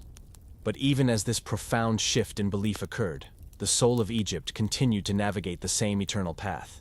The coffin texts laid the foundation for the later Book of the Dead, which would continue the legacy of accessible immortality, further personalizing the journey through the afterlife. Faith had become both personal and eternal, and in the hearts of those who carried these texts, the stars shone brightly. For they had learned that immortality wasn't a distant kingdom, but a path they could walk in this life and beyond. As the ancient Egyptians placed their beloved ones into the tombs, their coffins, inscribed with sacred texts, became not just vessels for the body, but vessels for eternity. For in the lines of text, in the incantations and prayers, each soul was entrusted to the gods, to the divine order, to Ma'at. In that sacred space, life and death were forever intertwined. And so, even in the humblest of coffins, immortality could be found. The power of the divine had become something the common person could carry with them, step by step into eternity. Chapter 17, the Book of Caverns, the soul's descent into mystery in the silent chambers beneath the earth. A new vision of the afterlife took form, one that was darker, more intimate, and profoundly symbolic. Known as the Book of Caverns, this sacred text emerged in the New Kingdom period, inscribed within the royal tombs of the Valley of the Kings. It was not meant for all eyes, nor even all priests. It was a secret scripture, a guide through the hidden depths of existence, where the sun god himself traveled through darkness to be reborn. If earlier funerary texts like the Book of Gates had mapped the underworld as a passage of barriers and guardians, the Book of Caverns was different.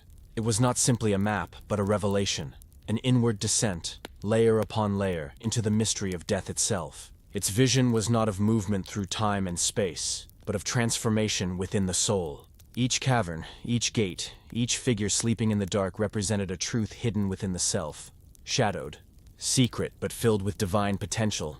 The Egyptians saw the underworld, or Duat, not as a realm of punishment, but as a cosmic process, a theater of renewal. The Book of Caverns takes this idea to its deepest expression. It describes 6 great caverns, each filled with gods, spirits, and the lifeless bodies of those awaiting resurrection. In these spaces, the sun god Ra journeys as the embodiment of light, passing through the depths of night before rising once more at dawn. But unlike other texts, this is not just Ra's journey, it is the soul's journey. Every soul that must pass through its own caverns of darkness before awakening to light eternal. The imagery is stark, even unsettling. Serpents guard pools of fire. The dead lie motionless in shadow, their forms awaiting the touch of divine breath. The gods themselves appear weary, half sleeping, as if conserving their power for the moment of renewal. Here, light and darkness are not enemies but companions. One cannot be understood without the other. To the ancient Egyptians, these images were not simply depictions of the afterlife, they were reflections of the human condition.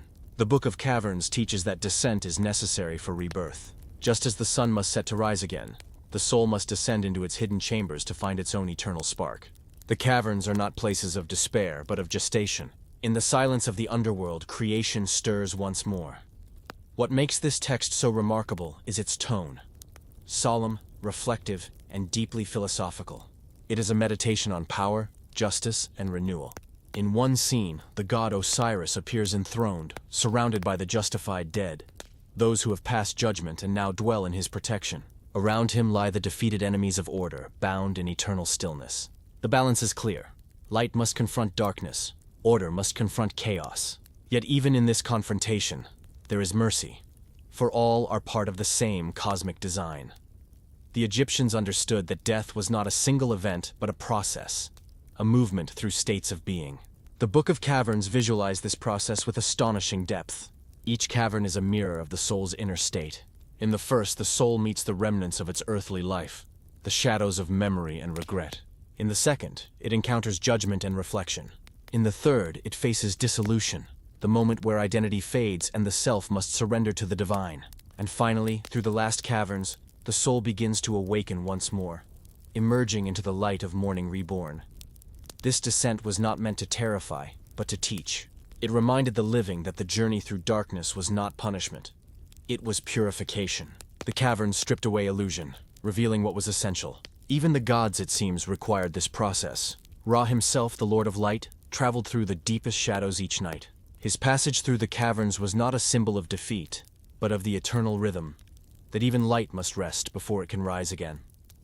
Archaeologists have found the Book of Caverns carved along the walls of tombs such as that of Ramesses VI. The images unfold like a cosmic scroll, meant to be read as both a story and a mystery. The illustrations are vivid. Serpents coiled around circles of light, deities standing in reverence, the sun god in his solar boat illuminating the dead. Yet beyond their visual impact, the carvings hold a quiet, introspective power. They are not merely depictions of gods, but meditations on the unseen, on what lies beneath both earth and consciousness. In one of the most haunting scenes, the souls of the unworthy appear trapped in shadow, unable to rise with the sun. They are not tormented in the sense of later religious visions, but they remain in stasis, caught between dissolution and renewal. For the Egyptians, this was the greatest tragedy. Not eternal pain, but eternal stillness. To be unable to transform was to lose one's place in the cycle of creation. In contrast, the justified dead, those whose hearts had balanced with Ma'at, travel alongside Ra. They are renewed by his light, transformed by his journey. They become one with the cosmic order, sharing in the divine rhythm of life and death. This vision was both spiritual and cosmic, a merging of theology and astronomy, of faith and observation. The Book of Caverns reveals a more introspective Egypt, one deeply aware of the complexities of the soul. It shows that the people of this ancient land did not fear death as annihilation, but understood it as transformation, a necessary passage through the caverns of mystery that dwell within all beings. And perhaps, this text speaks to something timeless in the human experience, the idea that renewal requires descent. That wisdom is born not in the light, but in the places where the self confronts its own shadows. That creation itself depends on the stillness of the unseen.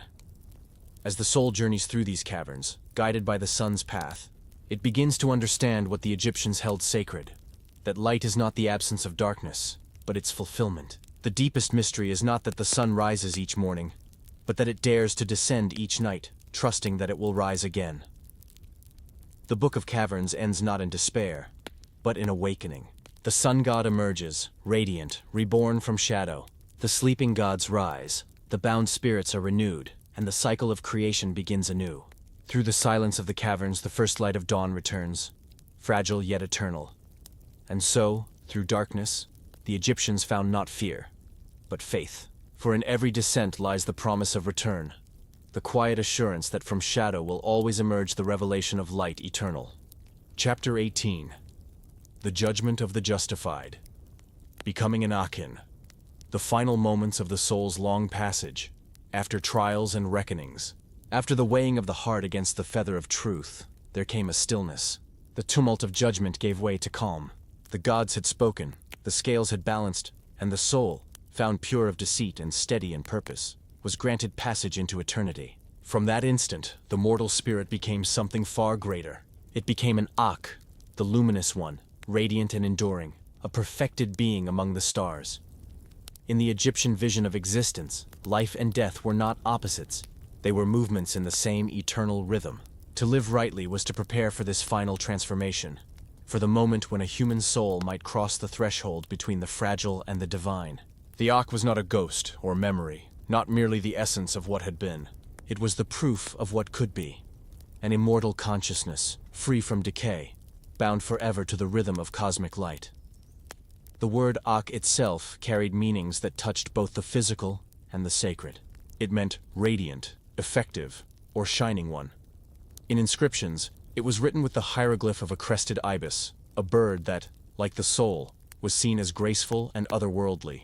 To the Egyptians, an Ak was a being who had not simply survived death, but who had transcended it. Such a soul was no longer confined to the tomb, nor bound to the fragile memory of the living. It had joined the company of the gods. This transformation, however, was not automatic. It required not only moral purity, but ritual precision.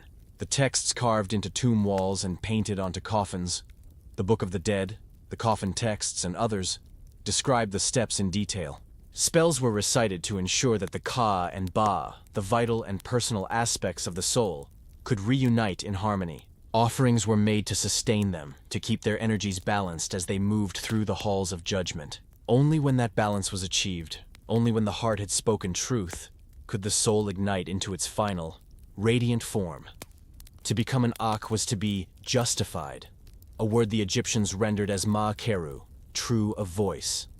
It meant that every word spoken in life had been measured against the cosmic order, that one's speech and actions were in alignment with Mat, the principle of truth, justice, and balance that governed all creation. The justified soul was no longer an echo of mortality, but an active force within eternity. In temple hymns, the Akhu, the plural of Akh, were described as imperishable stars, glittering in the night sky, sailing in the wake of Ra's golden bark as he made his daily journey through the heavens and underworld. The transformation of the justified was both intimate and cosmic. On one hand, it fulfilled the personal yearning of the individual, to be remembered, to continue, to find peace. On the other, it reaffirmed the structure of the universe itself. Each Akh added its light to the firmament, maintaining the order that Ra and Ma'at had established at the dawn of time. The cosmos, in the Egyptian sense, was not a vast and empty space. It was a living circuit of energy and renewal. The rising and setting of the sun, the flooding of the Nile, the growth of grain, all echoed this principle of transformation through balance. The Akh embodied that principle in its purest form. Yet to reach this state was not the end of movement. The Egyptians did not imagine eternity as stillness. The Akh was active, powerful, effective in the world of both the living and the dead. It could intercede, protect, or inspire. Families prayed to their departed ancestors not as ghosts to be feared, but as Akhu, who might bring blessings, health, and justice. In this way, immortality was never abstract. It was personal, communal, and enduring. A just soul remained part of the fabric of family and nation, a silent guardian in the great continuity of Egypt's sacred order. In many tomb inscriptions, the deceased spoke directly, "I am an Akh, shining like the stars of heaven." The words were a declaration and a reminder. To the living, they served as a promise that righteousness could overcome death. To the dead, they were a binding of the soul to its new identity. The rituals ensured that memory itself became sacred architecture, bridging the worlds of stone and spirit. Becoming an Akh also mirrored the sun's eternal journey. Just as Ra descended into darkness each night and rose renewed each dawn, the soul too passed through the caverns of trial to emerge reborn. The justified did not vanish into the light but joined it, traveling alongside the sun god in his celestial bark, sharing in the endless rhythm of descent and return. This was the Egyptian model of immortality, cyclical, participatory, and beautifully ordered. But within this radiant system, there were those who sought something even higher. Some priests and mystics of the New Kingdom began to speak of a deeper union, not merely joining Ra's path, but merging with the divine essence itself. Texts from later periods suggest that through perfect understanding and spiritual discipline, the Akh might dissolve into the totality of godhood, becoming one with Adam, the source of all creation. This was not escape, but absorption. The soul returning to the undivided whole from which all life had sprung. In this vision, the afterlife ceased to be a destination and became a transformation of awareness. The Akh was not simply shining in the cosmos, it was shining as the cosmos. Each soul, purified and balanced, became a thread of divine consciousness, woven into the body of eternity.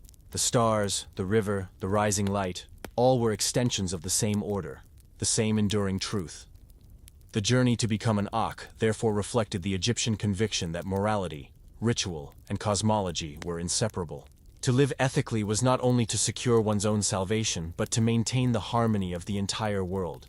The heart weighed in the hall of truth was not a private conscience, but a reflection of the universe's pulse. When it beat in time with Ma'at, when its rhythm matched that of the gods, the soul found its rightful place among them, and so, beneath the painted ceilings of tombs and the golden hieroglyphs of funerary texts, we can glimpse something more than superstition or ancient fear. We see a civilization's meditation on integrity, on the idea that truth itself could light the way beyond death. The Akh was not a reward granted by divine whim. It was the natural flowering of a life aligned with balance, with compassion, with understanding of the sacred order of things.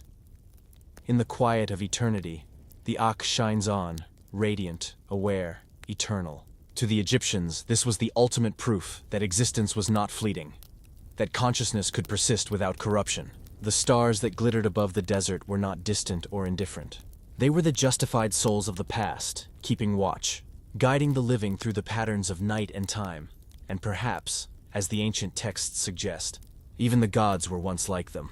Souls who learn to rise, to balance, to shine. The journey of the Akh, then, is not only the story of what happens after death, it is the story of what it means to live in truth, to move with the universe rather than against it, to let the heart become light enough to travel among the stars.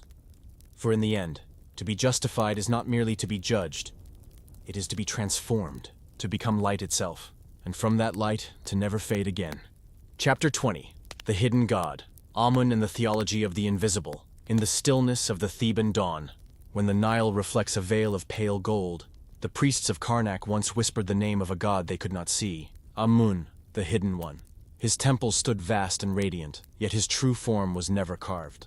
His image, when shown at all, was often masked, veiled, or wrapped in mystery. For the ancient Egyptians, Amun represented the unseen current behind every visible thing, the breath within the wind, the silence within the sun. Before Amun was king among gods, he was a local deity of Thebes, one among many divine forces that governed the early landscape of Egypt's belief. His name, written in hieroglyphs as Imn, literally means the hidden, or the concealed. That single word contained a revelation. Divinity was not only what could be shown, but what could never be fully revealed. The earliest hymns describe him as the one whose form is unknown, whose appearance is not seen. And yet, this invisibility was not absence. It was presence beyond comprehension. In the Old Kingdom, divinity was understood through form and function.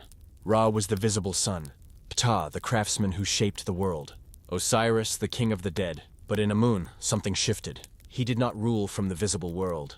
He permeated it. To worship him was to acknowledge that the highest truth lies beyond the reach of the senses. This marked a profound evolution in Egyptian theology, from the tangible to the abstract, from gods of sight to the god of silence.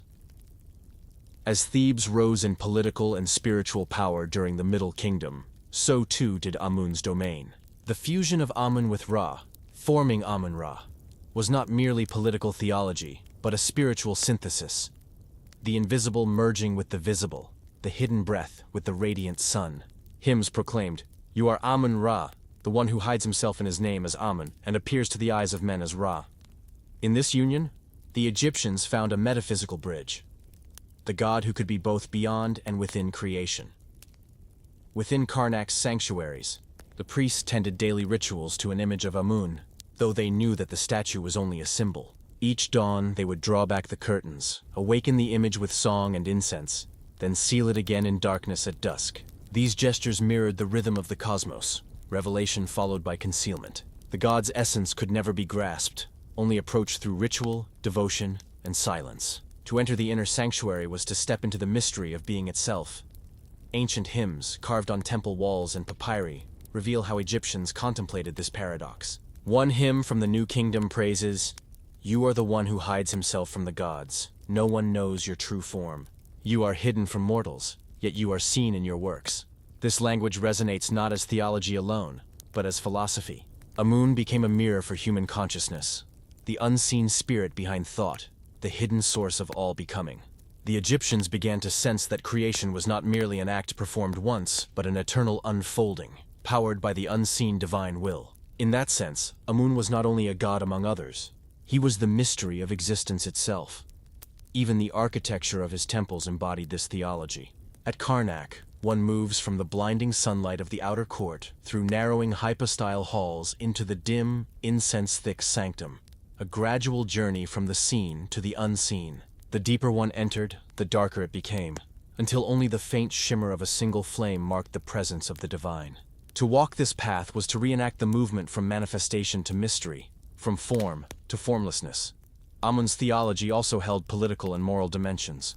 The pharaoh, seen as the son of Amun, was said to rule through the god's hidden will. This provided both legitimacy and restraint, a reminder that even the mightiest human ruler was but the instrument of an unseen order.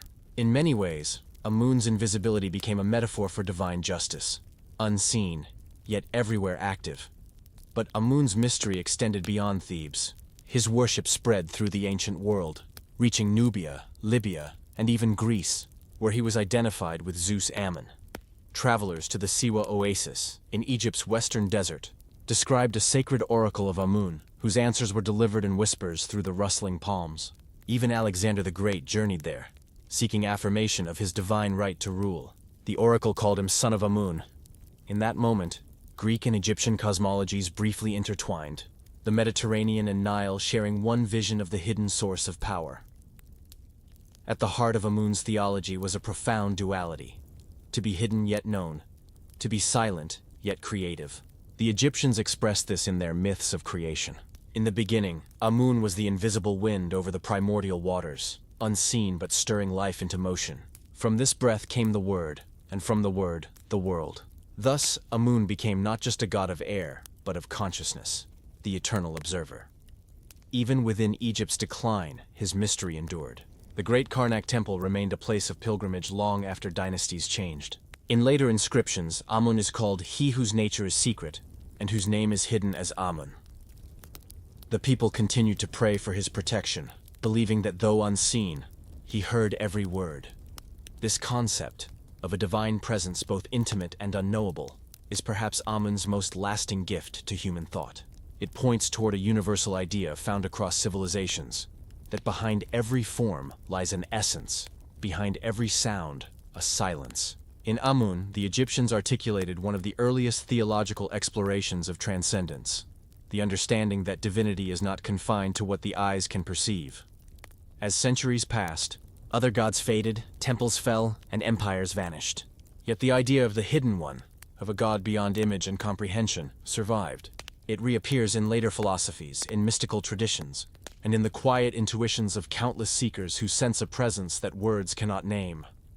When the last torch of Karnak burned out, and the priests whispered their final invocations, perhaps they understood that Amun had never truly departed.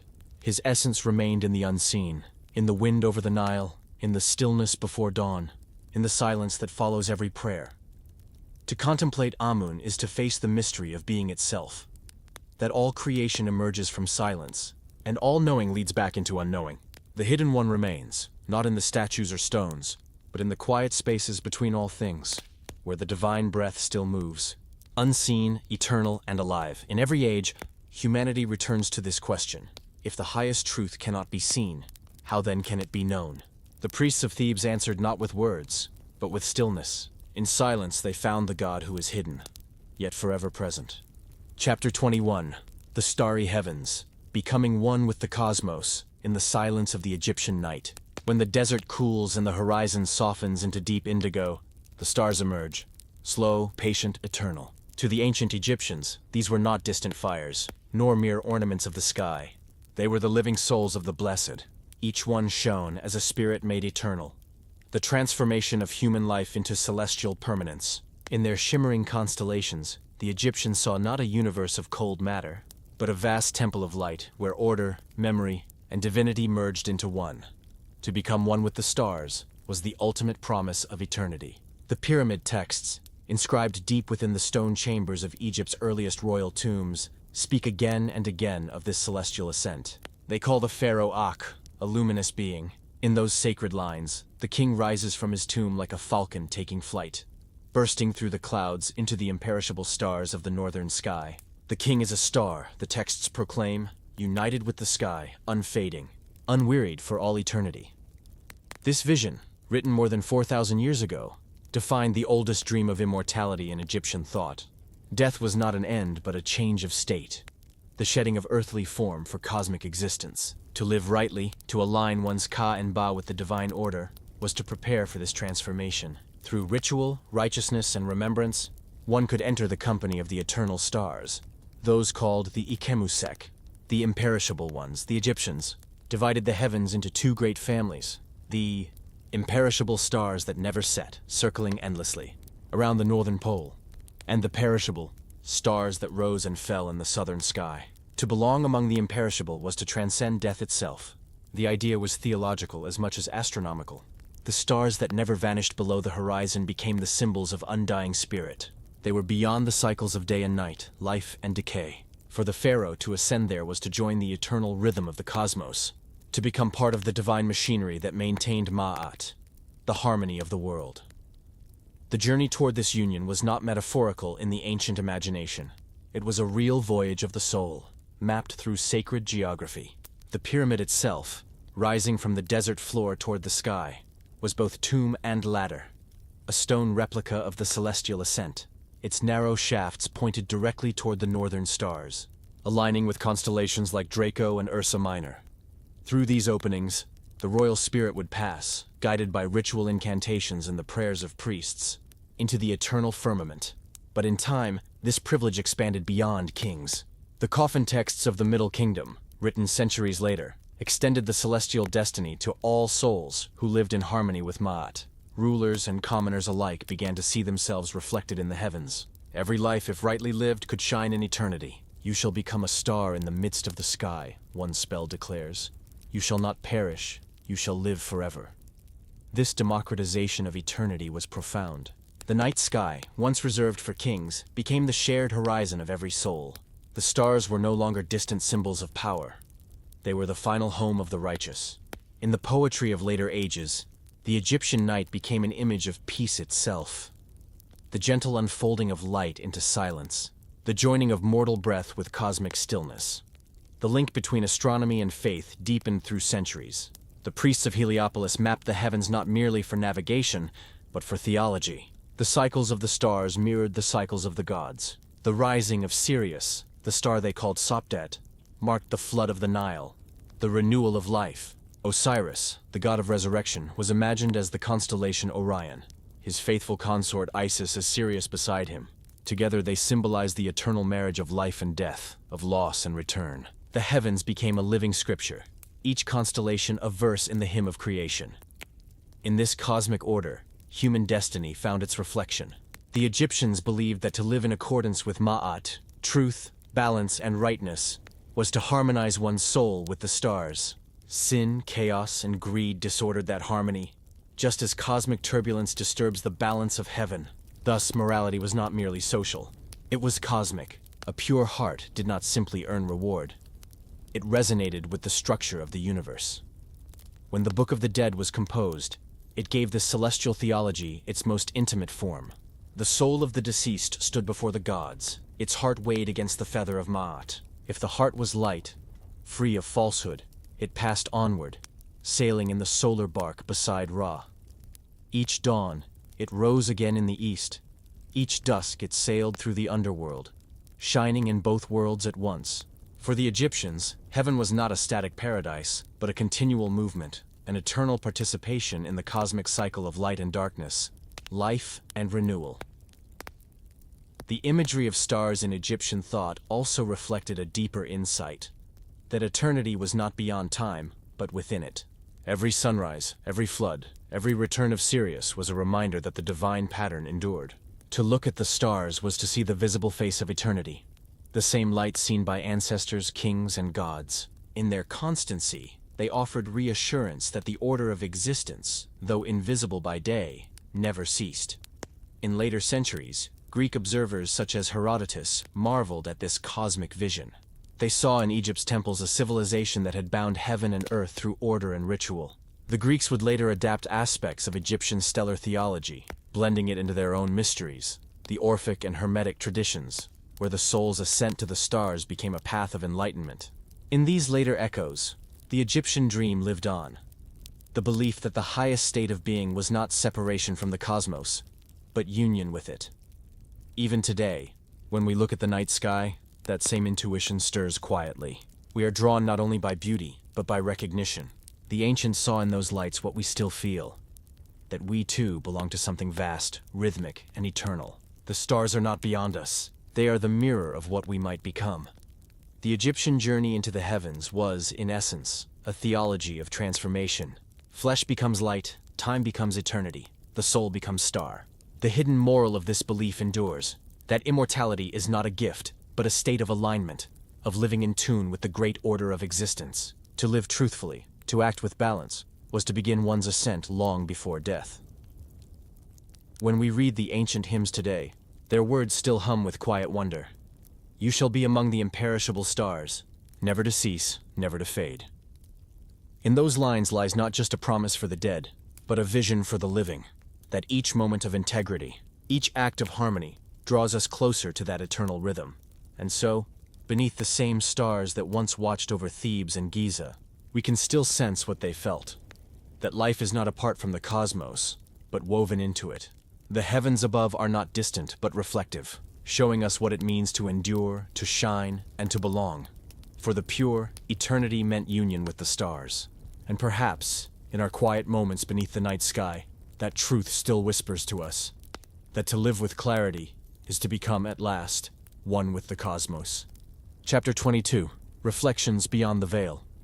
What the Egyptians knew of eternity in the half-light of dawn, when the Nile still lies beneath its veil of mist. The temples of Egypt appear weightless, carved silence resting between worlds. Within these sanctuaries, time itself seems to hesitate. Here the ancients built more than monuments. They built mirrors of eternity. Every column, every line of hieroglyphic verse, every ritual performed beneath the gaze of stone gods spoke of a truth that stretched beyond the reach of mortal life. To the Egyptians, death was not an ending to be feared, but a threshold, a veil through which the spirit passed into the deeper rhythm of the cosmos. This final vision of eternity was not born of despair, but of profound harmony. The Egyptians believed that the soul did not simply continue, it transformed. The journey beyond the veil was an unfolding of the truths one carried within. The afterlife was not a paradise detached from the world, nor a punishment apart from it. It was the reflection of how one had lived, the echo of choices measured against the eternal law of Ma'at, the balance of truth, justice, and order that sustained gods and humans alike. When the deceased entered the Hall of Two Truths, they stood before Osiris, Lord of the Afterlife, and the 42 divine judges. There the heart, believed to contain every thought and deed, was weighed against the feather of Ma'at. This was not judgment in a human sense, but revelation. The scales did not condemn. They revealed the state of one's harmony with the universe. A heavy heart, burdened by falsehood or cruelty, would sink. A light heart, pure and balanced, would rise, joining the eternal procession of the blessed. The Book of the Dead, or more precisely, the Book of Coming Forth by Day, guided souls through this passage. Its spells, painted in vivid color upon papyrus and tomb walls, were less incantations than affirmations, statements of alignment with truth. I have not spoken falsehood. I have not caused pain. I have not diminished offerings to the gods. These were not confessions of guilt, but proclamations of integrity. The text taught that eternity was not earned by devotion alone, but by living in resonance with cosmic order. Beyond the weighing of the heart lay fields of light, the field of reeds. This was Egypt's vision of paradise. Not an otherworldly heaven, but a perfected mirror of earthly life. The blessed dead plowed fields that never failed, sailed on calm waters beneath a golden sun, and lived surrounded by those they loved. Here, every act of life continued without decay or loss. Yet even this paradise was not a place of idle rest. It was participation in the ongoing harmony of creation. The blessed became co-workers of the divine, assisting the gods in maintaining Ma'at across both worlds. This vision reveals something quietly radical in Egyptian thought. Eternity was not separation from life, but continuity with it. Death did not erase identity. It fulfilled it. To become one with the eternal was not to dissolve, but to return to the pure pattern of existence that had always been. The cosmos itself was a living being, and each soul, once purified, rejoined its pulse. The Egyptians saw the human being as composed of many aspects: the Ka, the Ba, the Ak, and the shadow, among others. These were not fragments, but functions of being. The Ka was the vital essence, the divine twin that lived on offerings and remembrance. The Ba was the mobile soul, able to move between the realms of the living and the dead, often depicted as a bird with a human head. When the Ka and Ba reunited after judgment, the person became an Ak, an effective spirit, radiant and luminous, free to join the stars or sail with the sun. In this cycle, individuality and eternity were not opposed. One became divine not by ceasing to be oneself, but by becoming one's truest self, purified, balanced, and enduring. Temples themselves were designed to reflect this cosmic cycle. From the open court bathed in sunlight to the dark sanctum of the god, each step inward mirrored the soul's journey through light, shadow, and revelation. The walls of these temples were inscribed not merely to glorify kings, but to teach, to show that all of existence was sacred architecture. Every ritual reenacted the first moments of creation, reaffirming the bond between divine and mortal. When the priests of Amun or Ptah lit incense, poured libations, or recited hymns, They were not worshipping at a distance but participating in the eternal renewal of life. In their hymns and prayers, the Egyptians often spoke of seeing one's reflection in the gods. They believed the divine was not unreachable but mirrored in human virtue.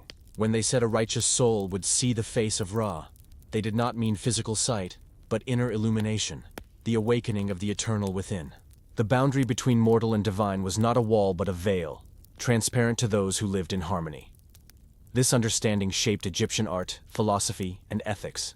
To act unjustly was not only to wrong another person, it was to disturb the balance of the cosmos, to create beauty, to speak truth, to care for the dead. These were acts that restored Ma'at. Even tomb building, with its exquisite symmetry and celestial alignment, was an act of cosmic participation. The Egyptians did not build for vanity. They built to align human life with the eternal geometry of heaven and earth. As centuries passed and empires faded, the Egyptian vision of eternity endured, carried in fragments through Greek philosophy, Hermetic texts, and later mystic traditions. The idea that the soul's purity determines its harmony with the cosmos, that truth is not imposed but discovered within, found echoes across civilizations. In this way, Egypt's theology of balance became one of humanity's oldest spiritual inheritances. To modern eyes, the hieroglyphs may seem silent, their gods remote, their rituals long ended. But within their silence lies an enduring message, that eternity is not elsewhere. It is here, hidden within the harmony of every breath, every heartbeat, every moment of truth. The Egyptians did not fear death because they saw life reflected endlessly through it, as the moon reflects the unseen sun. Standing today among the ruins of Luxor or Abydos, one might feel that same presence still lingering, the quiet intelligence that shaped their temples, their hymns, their stars. It whispers not of immortality as conquest, but as coherence. To live rightly, to keep one's heart light, was to live eternally already. In the end, what the Egyptians knew of eternity was this: that permanence was never the goal. The goal was harmony, a life so aligned with truth that even death could not break its rhythm. Eternity was not a place, but a condition of being in tune with the sacred order of existence. And perhaps that is why, after millennia, their wisdom still speaks across the sands, in the stillness of statues, in the enduring geometry of their monuments, in the whispering of wind through broken pillars. For those who listen closely, the message remains unchanged. To live in truth is to live forever. To pass through the veil is not to vanish, but to return. As light returns to the sun, as silence returns to the breath that gave it life.